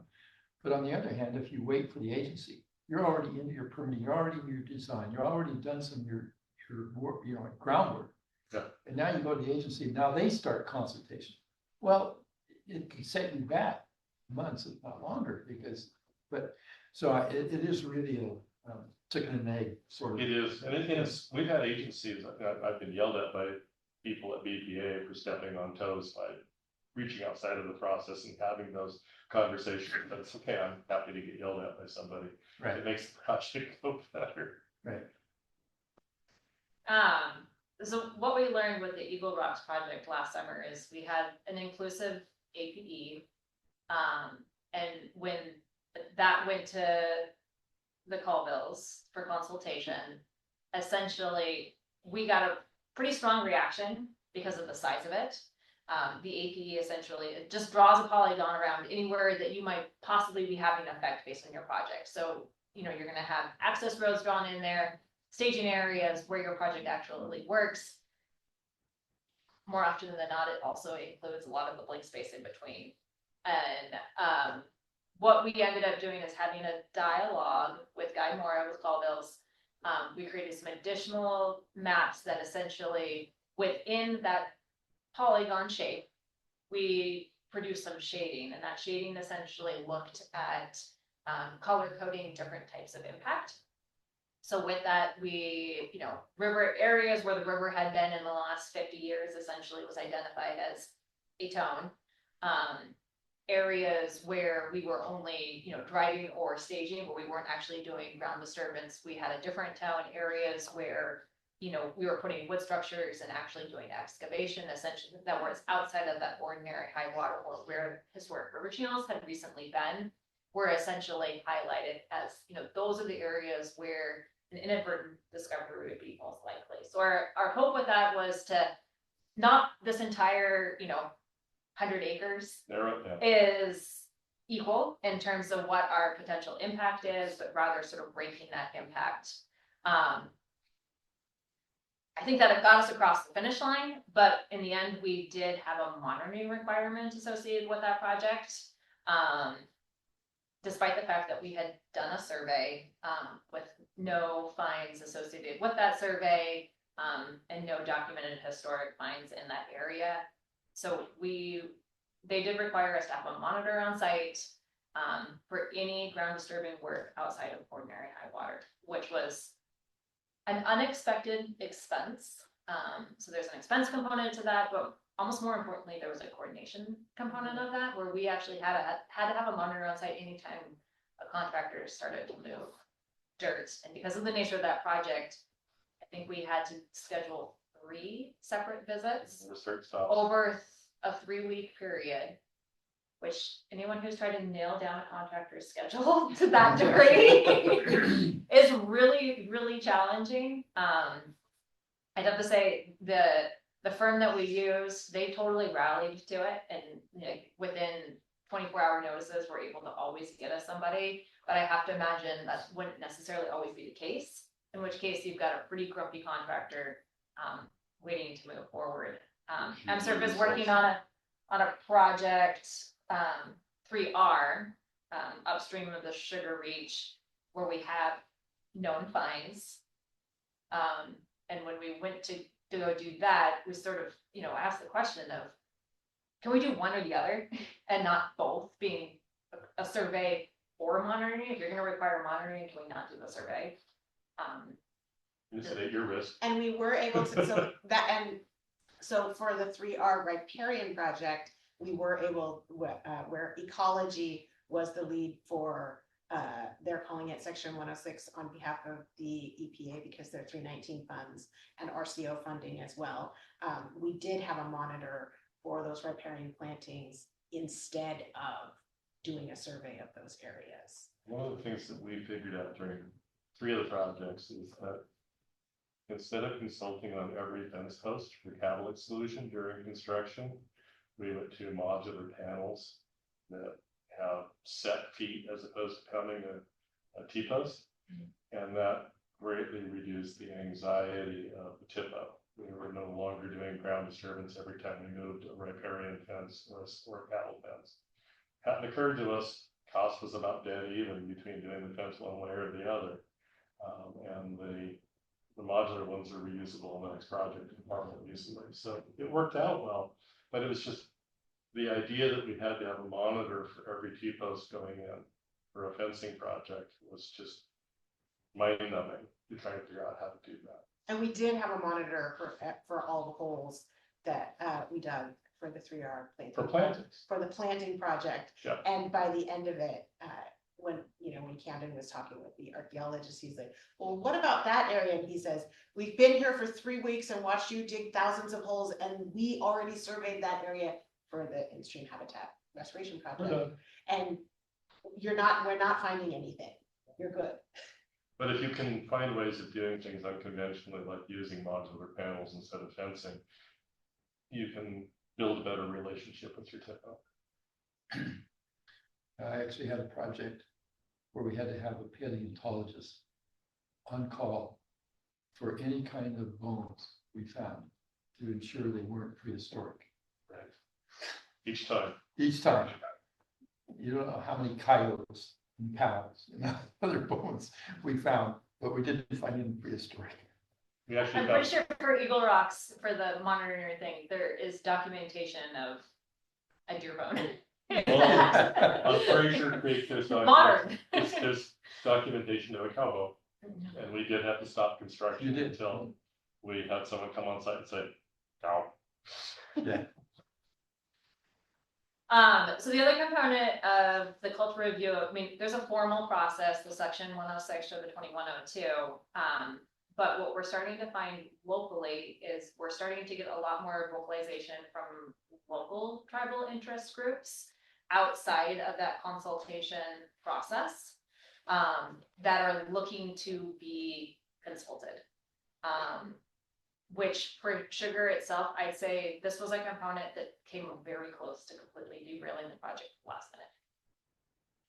Because it's new, it's not part of the requirement for either the federal or the state. It's sensitivity and it's evolving. I imagine it's going to get easier, but in this particular instance, there were no phone connections between the parties of interest and our team. It was all being handled through third parties. It ended up being a really, really difficult consultation. Hopefully that gets easy. And it's, I mean, calling it a consultation might be giving it a little bit more, but the Conversation then. conversation. So for locally, our local tribal interests are the Methow tribe, which is a component of the Colville. It's the Methow Descendants. The Methow which is one of Descendants. the bands. One of the bands. So we did consult formally through the Colville tribe, but a local interest group is looking for being more involved in that process. And that local interest group is a select number of Methow descendants, not necessarily the Methow descendants as well. Raise some Like unexpected all families, they are not 100% on the same page. pointing in the same direction. Just when you think you have it figured out, you don't. I think that's also a good lessons learned in general. Well, and so for this, when this came up, we had no idea what it referenced. Essentially, the project was put on hold based on cultural concerns. But we were not given any information as to what that meant and to what degree. So it added a considerable amount of uncertainty for the project and for the contractor as whether or not the project would move forward. Yeah, I ran into a lot of applicants who come to me and I ask about your cultural consultation. And I get, oh, I talked to this elder and they said it was okay. They have no problem with it. I have to explain that the elder is not necessarily the decision maker. There's a totally different hierarchy, and so don't take one person's word. It's okay for the tribe. And ours was the actual reverse of that, where we had gone through the tribal review, but we had an elder who was consulted. Yeah. And we were ultimately able to deal with it, but it was awkward and uncharted territory. And will unlikely be a conversation moving forward on any other projects. Does that consultation happen for the acclimation too, since there's It depends on your lead agency for consultation. But probably. BPA definitely. And in fact, this is my personal opinion, is if BPA is your lead for cultural consultation, it's probably the most straightforward.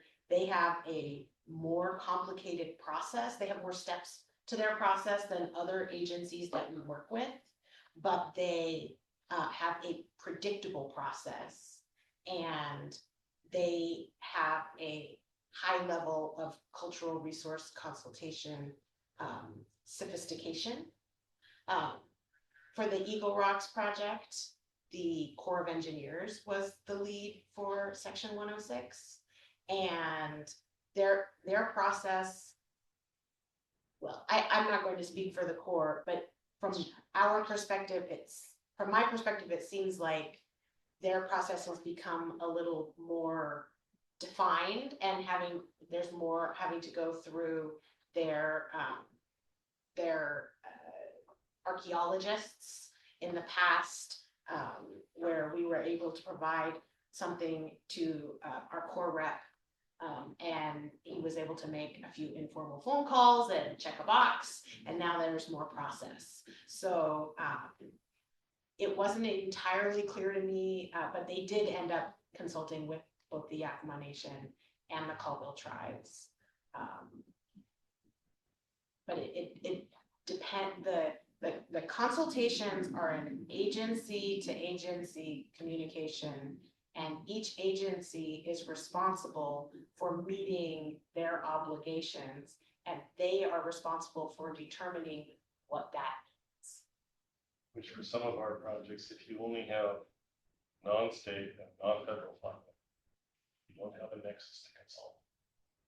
And so if you're putting a tributary project on the ground or a Priest Rapids project on the ground, you don't necessarily have a mechanism to consult. We will finagle projects occasionally to create a nexus so that we have a federal permit we need that we might not have needed, or we have a state extra little pot of money just so that we can find a way of consulting. Because the last thing I want to do is say, I didn't have to, and go out and put a project on the ground and trip over myself by having done the wrong thing. Yeah, as a consultant, we would always make sure we sent a letter early in the process from the applicant. Usually we'd have a cultural consulting firm with us, just to inform the tribe. And that would be, especially in the state of Washington, that was a broad sweep of tribes. Yeah. Just to let them know, hey, this is in the planning stages, etc. And I'd say 9 out of 10 times we didn't even get a response, but occasionally we would. And that doesn't substitute for the formal consultation, obviously, but it is something I think most tribes appreciate, is that early notification. How many more you got? 8. 8.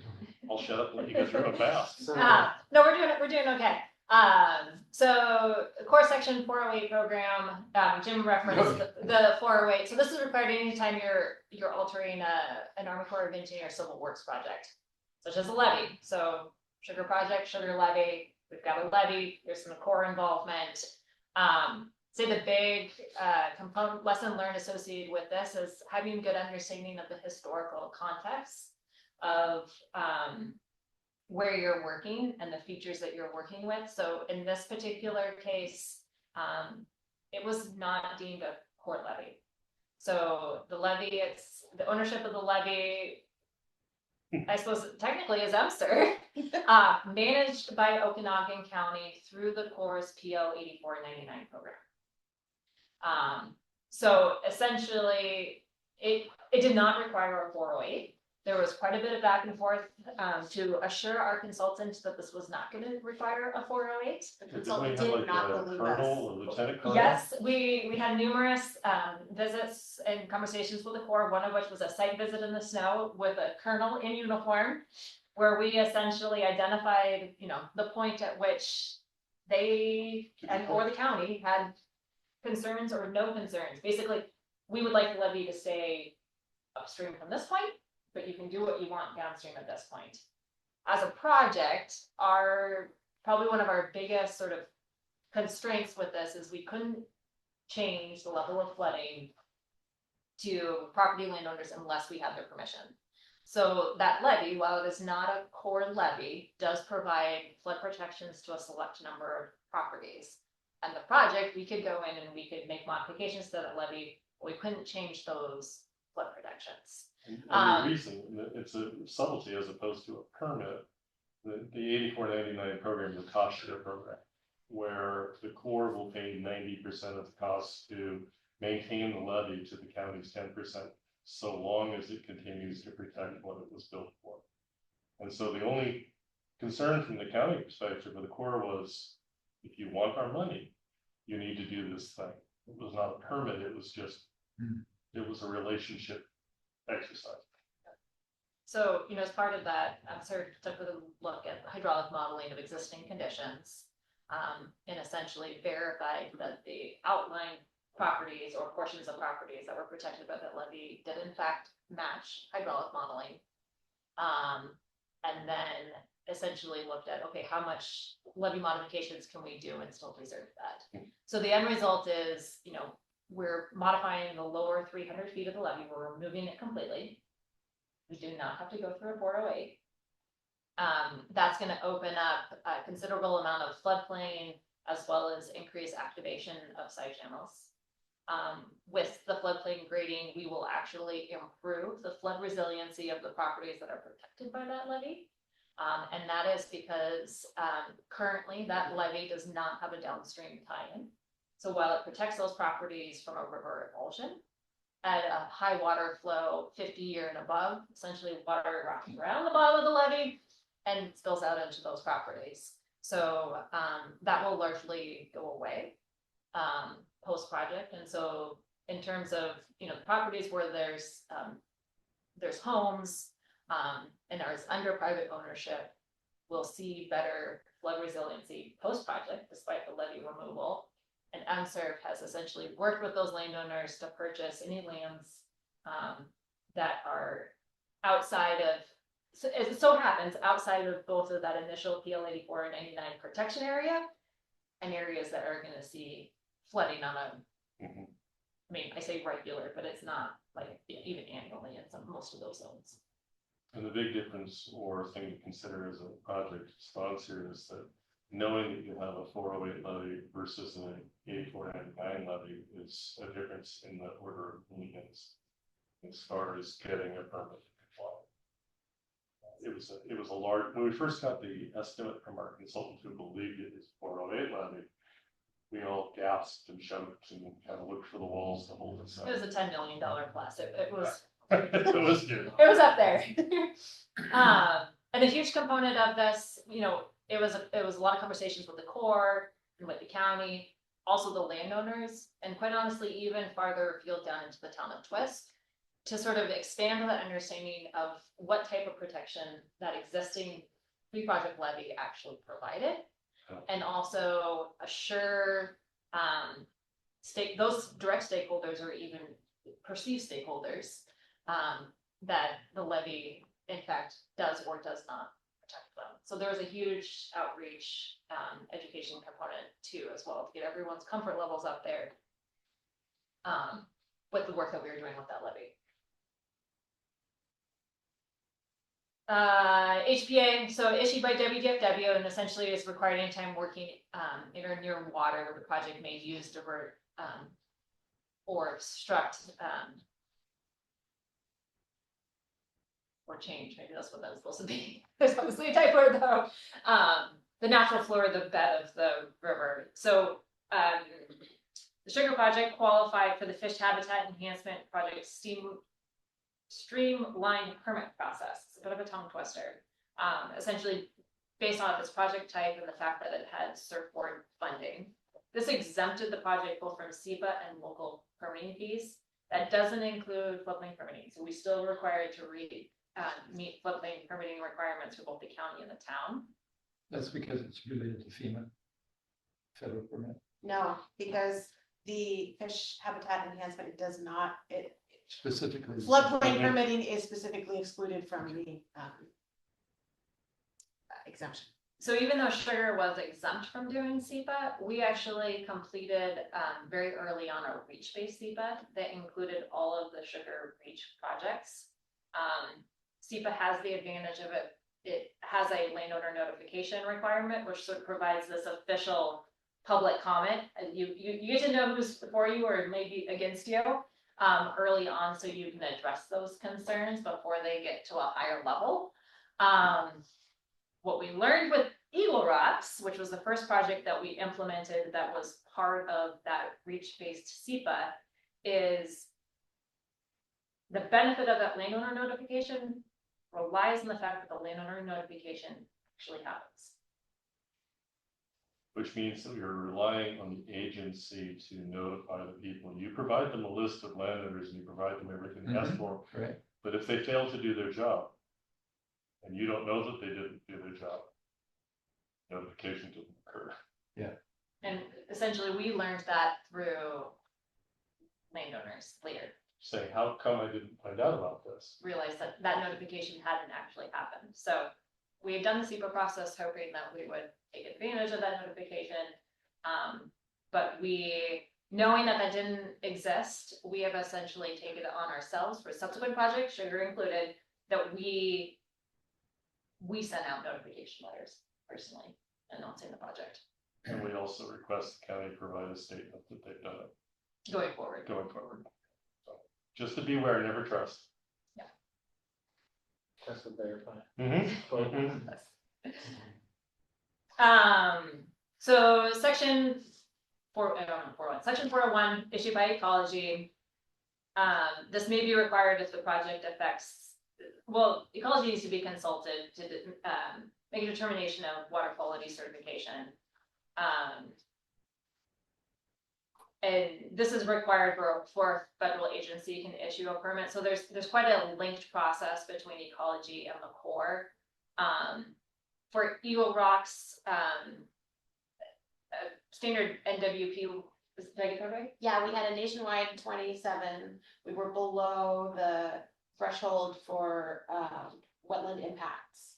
And so the nationwide 27, and I do see Mike Locatelli is our current ecology person, and he can correct me if I misspeak, because most of what we know is based on our experiences, and this did predate Mike. We had Alicia, but Alicia and Jess Jordan, our core person, worked together. We did have a site visit with both of them on site, and Jess issued the nationwide 27 with the after his communication with Alicia, with no further coordination with ecology needed. We did not require an individual 401. Correct.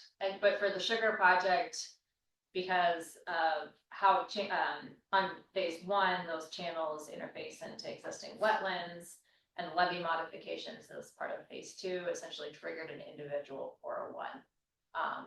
And I believe this was the first 401 process that I'm certain. No, It's not. Okay. no, we did one Okay. because we're. Got it. Okay. So this was a closely linked process, as I mentioned, with the Corps over probably 4+ months. Yeah. Anyways, in the end, these were sort of some of our last 2 permits to come in. And I'd say kudos to Mike for getting that to us. There definitely was a lot of effort on the agencies in order to let us meet our construction timeline. Yes, and my understanding is that if you're doing the individual 401, it's an iterative process between, like, there are things that ecology can't do until the Corps tells them which nationwide permit they're going to issue. And then ecology goes through their process. There's a mandatory public notice. I believe it's 3 weeks for that individual 401. And Mike sort of went above and beyond in trying to help us get that process done as quickly as possible, because we knew we had the DNR right of entry, which was waiting on all of these permits at the end. So that was really great. And then the Corps couldn't issue the final Corps permit until that individual 401 cert came in. And there've been a variety of projects and a variety of project sponsors who walked up against this reality of if it doesn't qualify for a nationwide, then you have to get an individual 401. Or if you're just over the wetland impacts, you have to get a 401. If it doesn't qualify for if you're over the thresholds, it's still qualified for the nationwide permit. But if you're over the threshold, and Yeah. so some of the project sponsors have dialed projects back and left environmental benefit on the cutting floor to avoid the permitting issue. In this case, there was no way to do that. We weren't willing to do that because the benefits, it would have been too much of a cut. So it's good that it worked out, but it is an area where we could be looking a little harder at how do we make those trade-offs. And I don't know, again, if that's something that we might have a conversation with ORIA on, but how do we look at what's the goal here? How do we make these things fit instead of pushing, through the corridors in the dark, which is what we sort of felt like on this project. Yeah. Not because of the agencies, but because we're not used to the process. To give you an idea how much all this has changed, so I managed the 401 program for 10 years. We issued the 401 to the Corps. The applicant was not directly involved. They always got a CC, but we are certifying to the Corps of Engineers that their permit, they issue it, will not violate water quality standards. So we didn't have public notice. Right. We didn't have, today I've been reading 27 pages 404 and water quality certification. It was usually 4 or 5 pages. And the core, we would include all of the requirements like you would have today. But that would be for the core, and they would include that in their permit. And so the core, as well as the state, could enforce those regulations. Sure. So the program has totally changed. I mean, and it kind of frustrates me, and I'm sure it was the lawyers. You know, you go to a shoreline permit, and you have to have public notice, public hearing, SEPA. And now, on top of that, you have a public notice and requirements for 401 water quality certification. So it's become very more complex and bureaucratic over the years, where before, like I said, I managed the entire state with 2 other people. Similarly with the HPA, I don't think it's a public notice, but they have a mandatory, I think it's like a 2-week review, internal review period. Yes, They no longer allow the local area habitat biologist to just issue the permit. perfect, yeah. Okay, as I mentioned, closely linked with the 404, which is issued by the Corps, required for any projects occurring in waters of the state, which requires the water quality determination from ecology. Sugar was a 401. All right, so the next one is the DNR right of entry. So this is not a permit, this is a permission. So DNR, Department of Natural Resources, and this is required for any projects disturbing. No, That that's is not- obviously a crossover. Yeah, that's not. And there's an error in the slide. So with the DNR, a big component of that is whether or not they're asserting ownership. Who actually owns the river. For the sugar project, there has been a considerable amount of river migration through that section. And so ownership of the river shows up in more than one legal. In more than one place.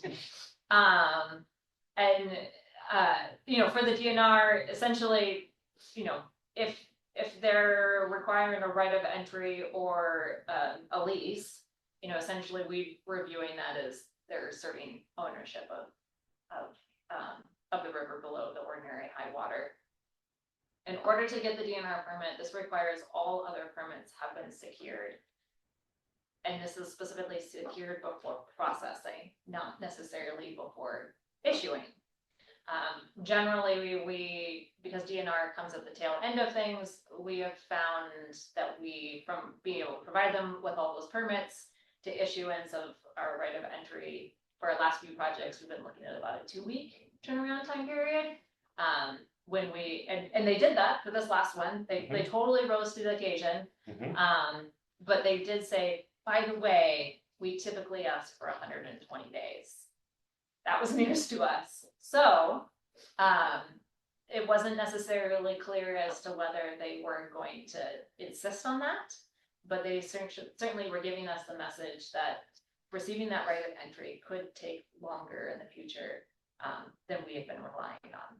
And one of the interesting things, I was, our local person happened to be out of office during the time period when the permit was being issued. So I was actually speaking with a supervisor, and she actually called me because she was concerned.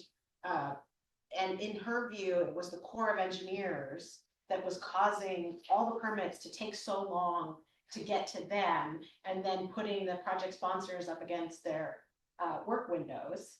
And so she was interested in hearing if we had any ideas of how we could get the Corps of Engineers to issue their permit faster on a more expedited timeline. And so I was trying to explain to her, backwards how, yes, it is true that the Corps of Engineers is understaffed. There's only, so many people, and there's only so many hours in the day. Yes, that's absolutely true. It's true at almost all of the agencies.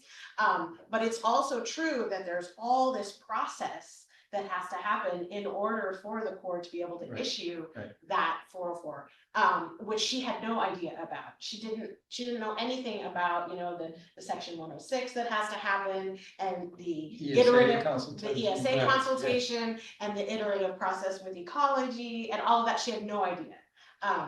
And so I mentioned to her, I said, it would be really great because, you know, she had already said that she was happy to try to help us, project sponsors who were doing these environmental benefit projects. Yeah. You know, that they did try to get us what we needed as quickly as possible. And so I said, you know, if there's anything that you could do to do your internal, like, we could tell you, we could get, we can have the permitters email you and say, yes, you know, they've applied for the permit and it is coming, you know, we don't have any concerns or whatever. We can get you everything. Is there any way we could have this parallel processing where you're doing the part that you usually do after you get all of the permits to Yeah. make that 120 days, at least part of it, start earlier? And she said that, you know, I think she referenced that there was a whack that prevented them from doing that. So that was one of the things that I thought, oh, maybe somebody in the innovation department could help them. She said, we do that for, I can't remember which agent, you know, she said, we try to do that under some circumstances, but, you know, it was like if it was a government that was doing it. So anyway, I just thought I would bring that up because, you know, one of the things is if the various agencies who are relying on getting things from other agencies, if they don't understand the processes, it's harder for them to help us be flexible. I know Jason and Mike were on the phone, but it may not be now. I want to give DNR credit for something that came out of UCSRB predating Ryan, and we had some discussion with ORIA at the time. I think it was about 10 years ago. DNR was really quite hesitant about the wood structures in the river and wanted them to essentially be insured by project sponsors in perpetuity. And we worked through the state and DNR to develop what ORIA has in here. We now do 5 years of monitoring of these enhancements, and then if they aren't presenting a danger in the opinion of DNR, the state accepts them as part of the river. And that was the difference between our groups being able to do this work and not do this work. With the exception of Chelan County, who incorporated them into their public works inventory and insures them through Lloyd's of London. All the rest of us lacked that capability, and really, So large woody debris is insured. in Chelan. In Chelan County. It is insured as part of the public works inventory. The rest of us have developed a 5-year insurance and an inspection program. So DNR has really come a long way in the last decade to be more supportive of river work, but that came out of one of these conversations that we're having today. There was a hard, fast no at that point. It happened for UCSRB throwing an absolute stink. I don't think we would have gotten it resolved. And that is the difference between the right of entry and the. Yes. The last one, which is, I have on the slide purely because it's DNR related, the DNR fire specifically, and IFPL stages, is that the correct word? Right, levels, thank you. Which often, you know, because of the work that we're doing, you know, that question comes up with contractors as they're bidding projects, looking at doing construction in July, August, even into September. The message that we've gotten from DNR is if we were to reach an IFPL level, which would start to restrict construction work, that river restoration projects would be issued an exemption Or a waiver. Yeah, exactly. Yeah. Alongside that, we have no desire as a sponsor to be Burning up the Methow. the start of any fire, and so we have started including in our contract specific fire mitigation and prevention requirements. Tools with every truck, water truck, you know, within 5 minutes, essentially on the site at all times. So we've taken multiple steps to allow us to construct during construction, also provide those contractors with assurances that they're not going to get shut down. Stormwater general permit. Obviously there was a little bit of carryover between some slides. So issued by ecology. This one is when that comes into play when disturbing more than an acre. The sugar Above the ordinary height. yes. yeah, I mean, I guess disturbing soil probably doesn't above water, I guess, it was already underwater anyways. And, resulting in possible discharge of stormwater into surface waters of the state. The sugar project is a really large project. It certainly exceeded 1 acre. The stated policy for a general stormwater permit is if you have a phased project, essentially that is permitted under a general stormwater permit as a whole versus individual components. With this one, this was sort of somewhat similar to sort of some of the changes that we were seeing coming down the line with the Clomar. Is Ecology is updating their permit, and so any permits issued now or previous are only good until December 2025. So because our phases essentially spanned 25 and 26, even if we apply for a permit as a whole, essentially we would then have to turn around and apply again because it would essentially be not considered valid after the end of phase 1.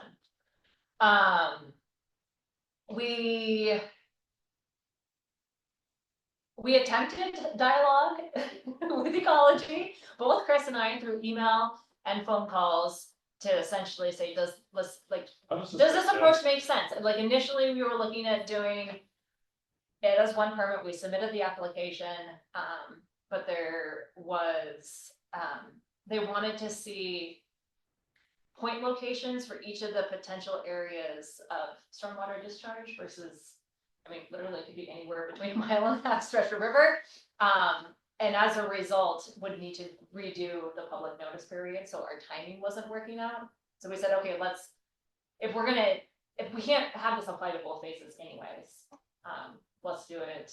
We'll apply for one for phase 1, and then we'd apply for a second one in phase 2. Phase 1 as an individual project would qualify for erosivity waiver. And in the end, we essentially said, this is what we're doing. Let us know if you have any issues. And so we took concurrence by non-response. Publishers Clearinghouse approach. And so we had the contractor essentially submit for that erosivity waiver, which, looks at area of disturbance, location and time of year. So, it's essentially looking at the likelihood of a stormwater event. Next year, our disturbance exceeds qualification for that. So we will be looking to do a stormwater general permit. If you have a phase 1, my understanding is generally as the sponsor, you do the application and then you transfer the permit to the contractor for the particular phase that they're working on. We will likely put the contractor in charge of applying for that stormwater permit, clearly stated in the pre-bid, but this would be the only permit that the contractor would be responsible for. I'm gonna follow up. I saw Lindsay with the Methow tribe had a question. Looks like you responded, Jessica. I don't know if we want to. Yeah, she asked about the fish habitat enhancement and SEPA, and asking if we still had to do SEPA, even though we did the fish habitat enhancement. And the response is we chose to do SEPA. We actually did it for a number of projects that we're planning in the next, say, 5 years in the stretch of the Methow River between Twisp and Winthrop. We did it for all of those projects, and in order to get that public notice, public comment, identifying potential obstacles and naysayers out of the way. And that was actually before we submitted for the fish habitat enhancement HPA. And the follow-up question that she asked was who the agency was, and the agency was Okanagan County. And we sat down with the planning director and shoreline administrator at that time and said, we're planning to do 5 miles of the river over the next 10 years. We'd sort of like to go in now and do a SEPA pre-permit application and see where there are people who want more attention or need more attention. And the counties are somewhat resistant, and most governments are somewhat resistant to running a SEPA without a permit link. So I was greatly appreciative that they were willing to do that.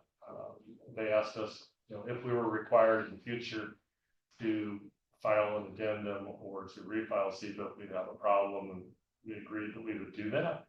But for as big of a project as the shipper is, I wanted the safety well in advance of spending hundreds of thousands on consultants, that we were addressing the right people. So not all counties will do that. This one I had to have a conversation in front of the commissioners before this county was willing to do that. So a couple of things you just mentioned about SEPA. One is the phased approach. Mhm. You know, so if you have a small project, but it's a string of long projects over a long period of time, you can do a phased approach. So you just address that small one, but in the SEPA application, you kind of explain what the whole 10 years worth of projects are, and each one of those may have later SEPA, et cetera. The other one that I'm a big fan of is people don't use often addendums. Right. You make a small change, or even a big change, or even post-construction, to file an addendum so the county or the local jurisdiction has it on record. Right. Because some people look back and say, oh, they didn't comply with SEPA. Well, if you file an addendum, which depending on the county, it doesn't require a public notice. In fact, I've done them where the county just put it in their records that you file an addendum. In some cases, they actually go out to public notice. That's what we're doing right now with this DNR project. Is they filed an addendum and are sending out the addendum to the agencies with jurisdiction for their comment.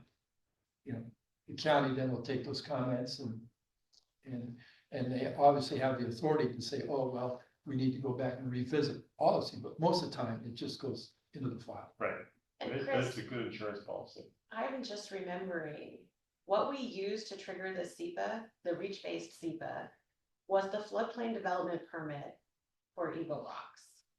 Because we, after talking to the county, they really wanted us to have something. And we initially were planning, we were staging like, I don't know, 1,000 pieces of wood in the floodplain, and we thought that might trigger it.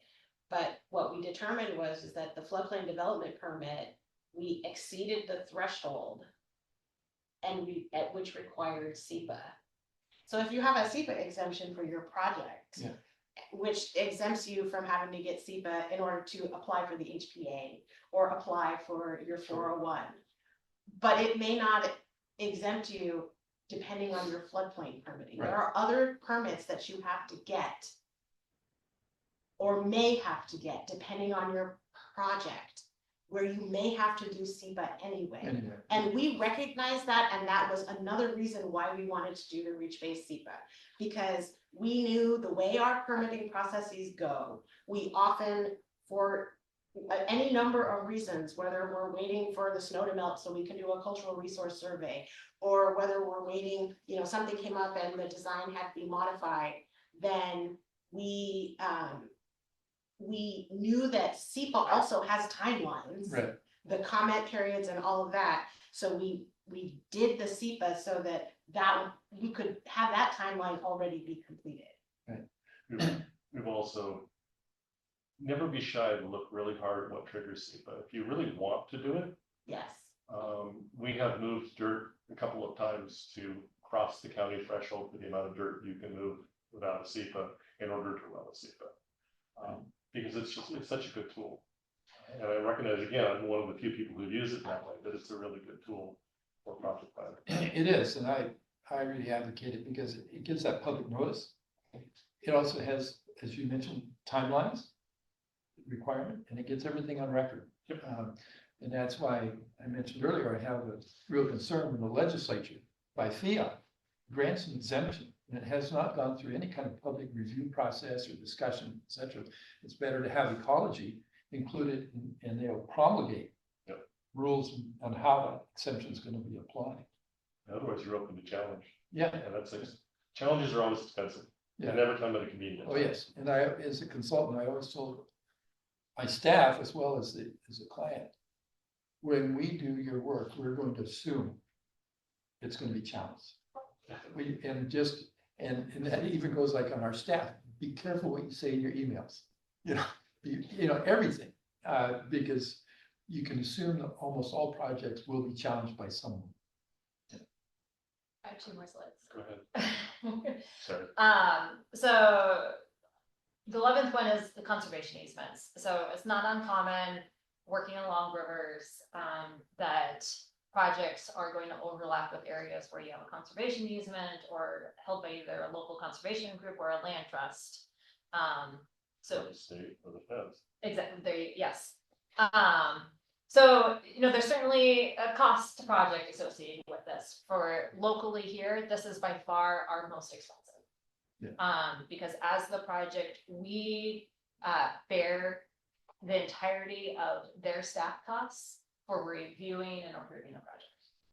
And so, we're looking at something on the order of $5,000 to $7,000 for getting, essentially permission to work on property that holds a conservation easement. We have also found that properties that have conservation easements are regarded differently by project funders. If, as a project sponsor, we are looking to acquire property for acquisition, we encountered this for the Eagle Rocks project, which we constructed last year. There's a conservation easement on that property that protects 50 feet of riparian from ordinary high water. And essentially, and it came up for sale Or early. 108 acre property, something like that. Yes, yep. It was on the market for sale when we were in the early design process. It's sort of it's a critical component in terms of on the west side of the river, we're essentially blocked up against State Highway 20, which runs the base of the bedrock cliffs if you're driving between Twistman and Winthrop. And essentially, this property where that project occurs on the opposite bank. Certainly some historic occupation of the river throughout that area. There's a unmaintained levee at the top that has prevented the river migration through that zone. At this point, there are no permanent structures aside from a recently constructed pole building through the entire section of the river. This 100+ acres being a critical component of it. When we raise the thing is we're looking to do a project here, this would be a large corridor where we could potentially have some river migration, allowed river migration. Essentially, the response we received was, it has a conservation easement, we consider it protected. And so that closed some doors in terms of expanding that protection for that property. The conservation easement allows for up to 2 homes. And which the landowner intends to build at least one. So that was an unfortunate thing. I think now, Chris and I sort of have this pipe dream that someday that property before it actually gets developed would come back onto the market. And that we could somehow rally either with river restoration funders or local interest groups to buy that to prevent development of that property. And that's not an isolated case. We had a project site further down the valley where there was a federally funded state-held conservation easement, and the larger it only covered a small portion of the property. Landowner was a difficult landowner to be happy working with, and we wanted to buy them out, and we ran into the same issue of it's already protected. We're not going to throw more money at it. Everyone now realizes that was a really unfortunate decision. And the land values have doubled since then? Oh, probably. But land challenges are always out there. This is a great one that conservation easements are a really important tool. Deeds of rights are another tool. There are other tools in the bag with federal and state agencies. But they're not always perceived the same way by the project funders or by the state agencies. And if we can use the rearview mirror to look back and go, oh, that was a really bad decision. I just finished a purchase that was 23 years in the making on the Twist River. I could have acquired it 23 years ago, $400,000 project. Acquired it this year for 1.23 million. Sometimes getting, and that was one that people had passed on. And so we didn't get it because the agencies couldn't do things. Right. It's just one of those realities. Yeah. So something else that we've started to encounter is conservation organizations viewing themselves as essentially, I mean, as a landowner type, would maybe be the best way of putting it. But having essentially equal ownership in the property where they hold an easement as the landowner who holds that property deed. So, you know, we're certainly seeing a higher desire for increased involvement coming from conservation groups. As part of that, there is a process that they have developed in terms of approving and reviewing a restoration project. What we found with the sugar project is that process evolves. We started the process 3 years ago, following a specific checklist, and that checklist changed about 6 months ago. And looking forward, there's another change. And so what we find is, even though the checklist that we begin with is not necessarily the checklist that we will be required to complete before we actually have that project approval. Part of that checklist includes a review of the project. And we've been having a lot of conversations with identifying like what exactly a conservation group has in terms of review authority, and what kind of elements of a project design they might be looking at it. But we're seeing some interest coming from them that they will start to essentially employ their own restoration specialist, which would likely result in considerable more sponsored costs, since we are the ones that, as a project, cover their staff and consulting fees. And now that we're working on both sides of the Okanagan, and it's not just one group, we're seeing this with a number of groups, so it's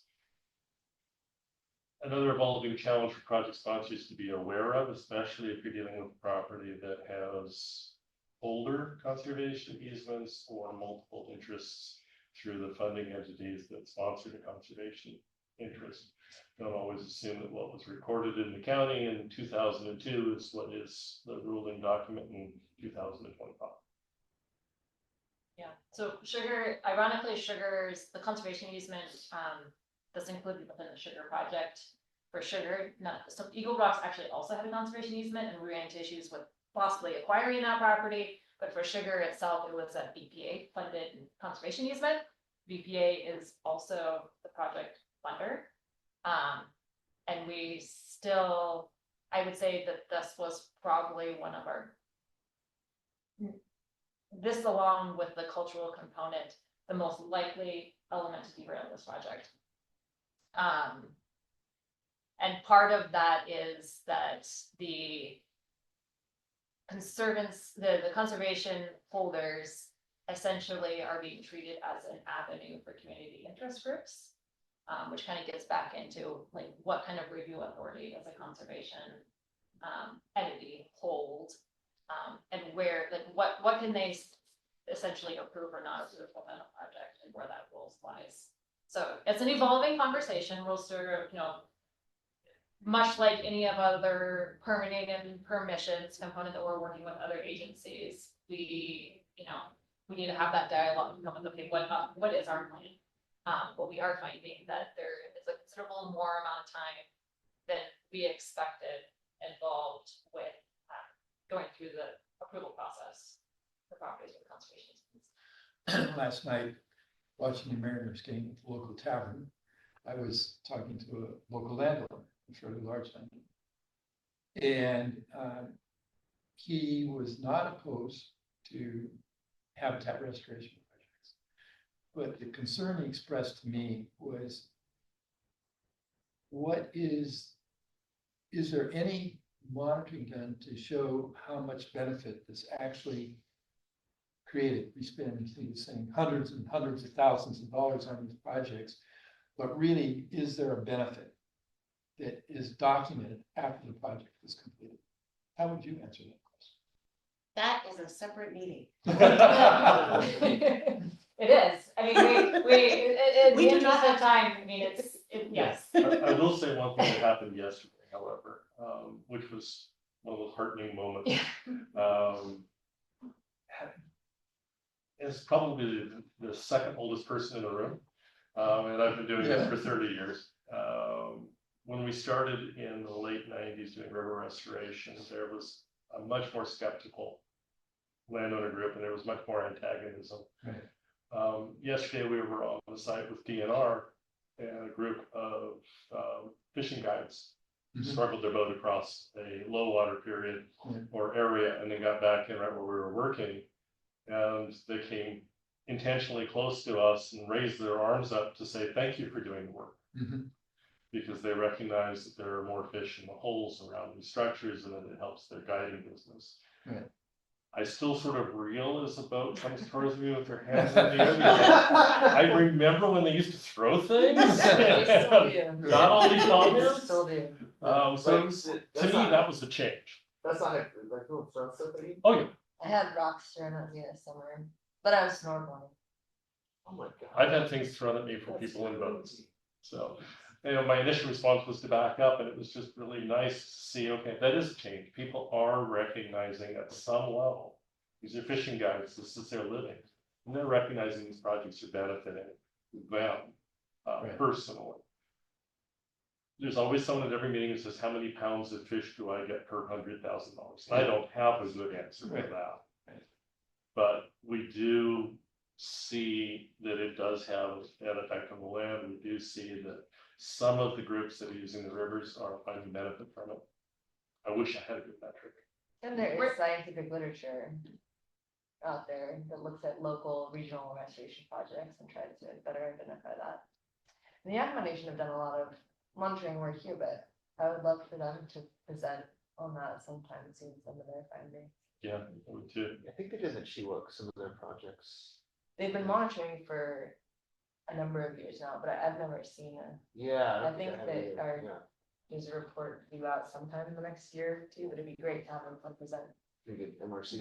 Another workshop. Yeah. Should we? Yep, That that's was fun. I was gonna ask, I don't know, and maybe you don't wanna answer this, but I know in other regions, the same challenge. And the rub was different visions for what would be best for fish, basically. Like, I don't know the specifics of like, it's kind of a side channel versus a more inundation or something, I don't know, something like that. We still have those discussions as to, and the science is evolving. I can remember as recently as a half a dozen years ago, key people on the tributary or on the RTT saying if it isn't perennial, go home. And having conversations with other key individuals on RTT saying, actually, there's much more benefit in seasonality. We're now looking at timing where we have refuge habitat based on the needs of the particular species of interest in the prioritized regions. So that's evolving amazingly quickly as to whether a project is a success only if it's perennial, whether a project is a success if it changes. We were for years expected to put structures in that met Linda Parlette's expectations of 100-year stability or predictability. So we're essentially building bridge piers in the river for habitat, which is lousy habitat. And now we're getting recognition that no, these things should evolve. And having something being stable is probably the worst thing for us to be communicating to the public. So we have to change the way we talk about things. I'm gonna pull this back a little Sorry. bit back into the Permian, before we're starting to go down a bit of a rabbit hole It's here. his fault, you have to be impressed. So coming back to the conservation easement component, something else that we're starting to see is that restoration priorities and conservation priorities are not necessarily well aligned. And some of the messaging we have so far, we've done numerous projects on properties where they hold riparian conservation easements. But the message we have is going forward, that we cannot assume that would be approved. Essentially, the conservancy, when the conservation entity, when they're looking at a project, is looking at what is that project consistent with the conservation guidelines? Is that? Well, the way it's written. Yeah, the requirements. easement, exactly. And then, essentially, if it's not necessarily, often with a restoration project where you've got disturbance of riparian and disturbance of ground, those are considered inconsistencies. But generally the take has been, but those are short-term actions that provide, you know, the end result is long-term benefit that's increasing that conservation value. But what we've heard is that may not continue. So while we've sort of assumed that, you know, working with conservation groups is, you know, going through a process and, you know, documenting that process and having a stewardship plan, is that we may find that we at some point would hit a project where they would say, no thanks. The other component with this is, as a project sponsor, we cover the cost of the review component, but in order to approve the project, they also require confirmed and documented funding for 5 years post-project, which for a restoration project is quite challenging because generally we don't have that type of upward funding. For any type of restoration project, not just like a riparian. Riparian, specifically. Oh, right, yeah, right. It's the riparian component that Yeah, requires yeah. that 5 years of funding. Yeah. For sugar, when we started our restoration checklist, it was 3 years. And about a year ago, it changed to 5 years. And so we're held to that upper number. We do on this project have funding, but that's actually somewhat unique to have 5 years of outward funding secured. This is my last slide, landowner agreement. So this is required for any projects that are occurring on private property. It's preceded by a landowner acknowledgement form, which is required by a lot of grant applications for funding. So, you know, working on private property, you know, MSERP has purchased a fair amount of property. There's an expense with purchasing property, but there's also an expense with working on private property. So often there's a little bit of, you know, I'll let you do this project, but I would also like to see sort of Honey-do list? a honey-do list. Yes, honey-do list. So there are expenses to that, which that is a direct cost, but then there's also a substantial project risk associated with working on private property. While we do have an initial landowner acknowledgement form, that's not necessarily locking the landowner down to anything.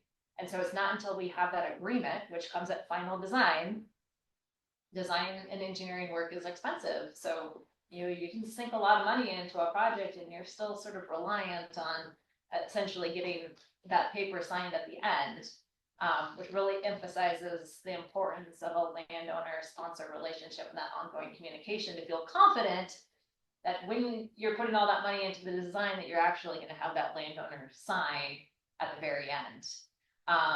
For Eagle Rocks, we were working with an absentee landowner, which was a bit nerve-wracking. I definitely lost some sleep over it because there was an absentee landowner who was intermittent in his communication and would go essentially A year. AWOL for 6 to 9 months at a time. So there was a great degree of anxiety associated with that one. But then, you know, working with a landowner is subject to change. You could have a change in landowner ownership. You could have a change in landowner attitude, or some totally unexpected circumstance. 1 week before construction for sugar, the landowner was a head-on collision with the DWI. He was not the drunk driver, the other driver, clarify. But essentially, he walked away from that. He's in his mid-80s, mid-70s, older gentleman. Yeah.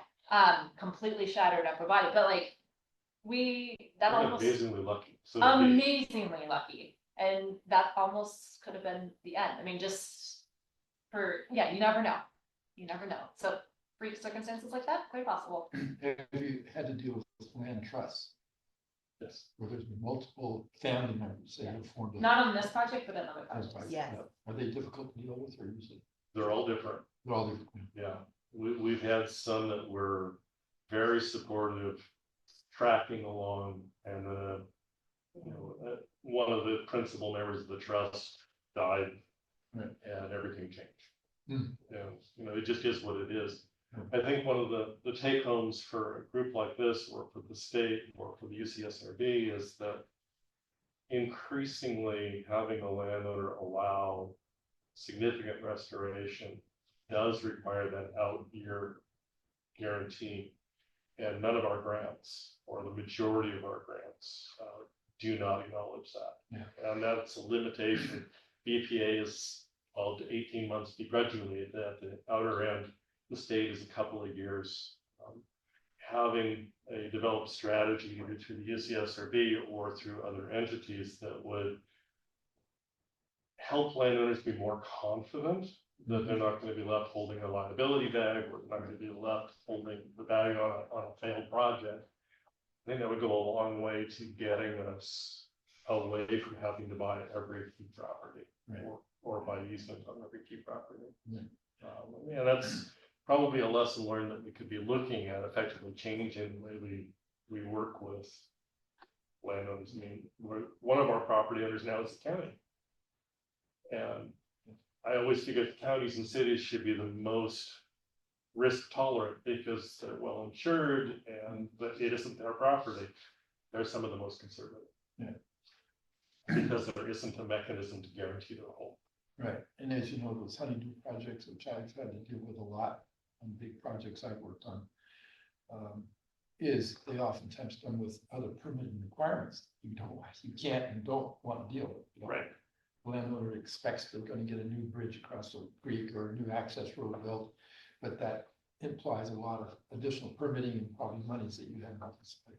And they tend to not understand that they can't ask for them in the last minute. Yeah. Well, there's also a difficulty in like how you pay for that too. Yeah. I mean, it's, you know, my take is that stuff is a fairly direct construction cost. I But think not- you'll say a fairly But direct not, no. well, I mean, you know, like, construction's not gonna happen, I mean, it's site prep. Yeah, yeah. But, you know, it's like, some of those, they're relatively small in terms of the scale of the project, the expense of some of those items. But They're pretty some close. funders can blanch, yeah. Okay, so I'm gonna go ahead and wrap this up, 12 o'clock. So we have successfully completed our game, we've gotten all 12 gold coins. In which case, I believe we jump up the fire pole, go down and into the castle, I think that's how it works. You run up the stairs and you land on the top of the flagpole, and then you ride it down and then. Excellent, good thing I've got some experts. So, thank you, Mario, your quest is over. I think there was a combination. Oh. It's teamwork. Yes, it was- Walking, we had two players that were playing in tandem, we'd kind of go back and forth. Anyways, we were getting to quite those nuances. So I hope you've learned something from some of the lessons that we learned. We certainly learned a lot going through this process.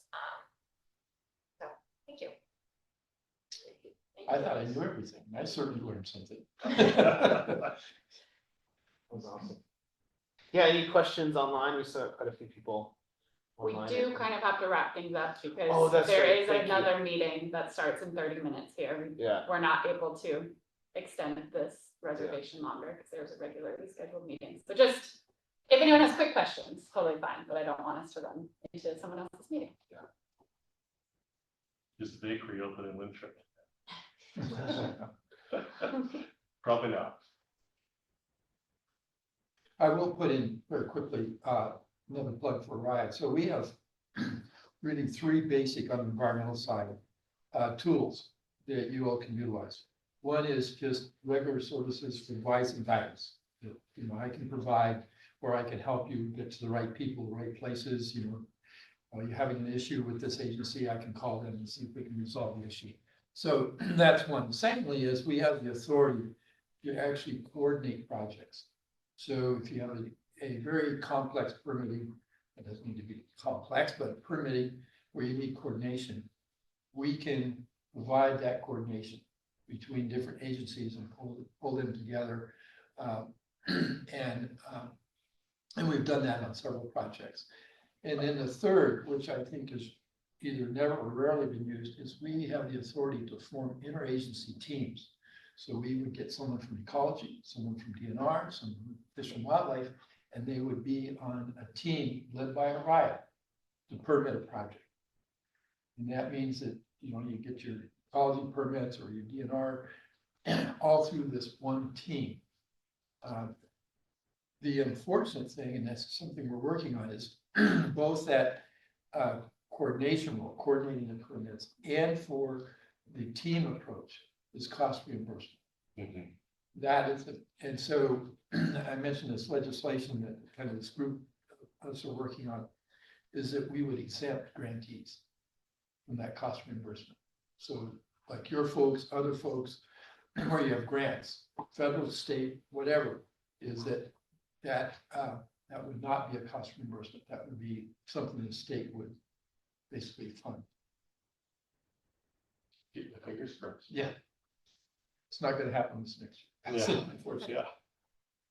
All right, Jason had a comment, we can follow up with that, he just asked about if there's other entities, tracking, working on, streamlining. Anyway, but we can talk more about. Anyway, yeah, thanks again for Jim and Tara, and so this has been like generally phenomenal presentation, so thank you so much for all that effort. I know it sounds like a little stressful. Years, also finishing construction. Few but that's- contractor text messages in between. Okay, well, we should probably let you Lessons go. learned, permitting stuff, if you want project sponsors, November is a good month. Right, yeah. Yeah, Yeah, January, February.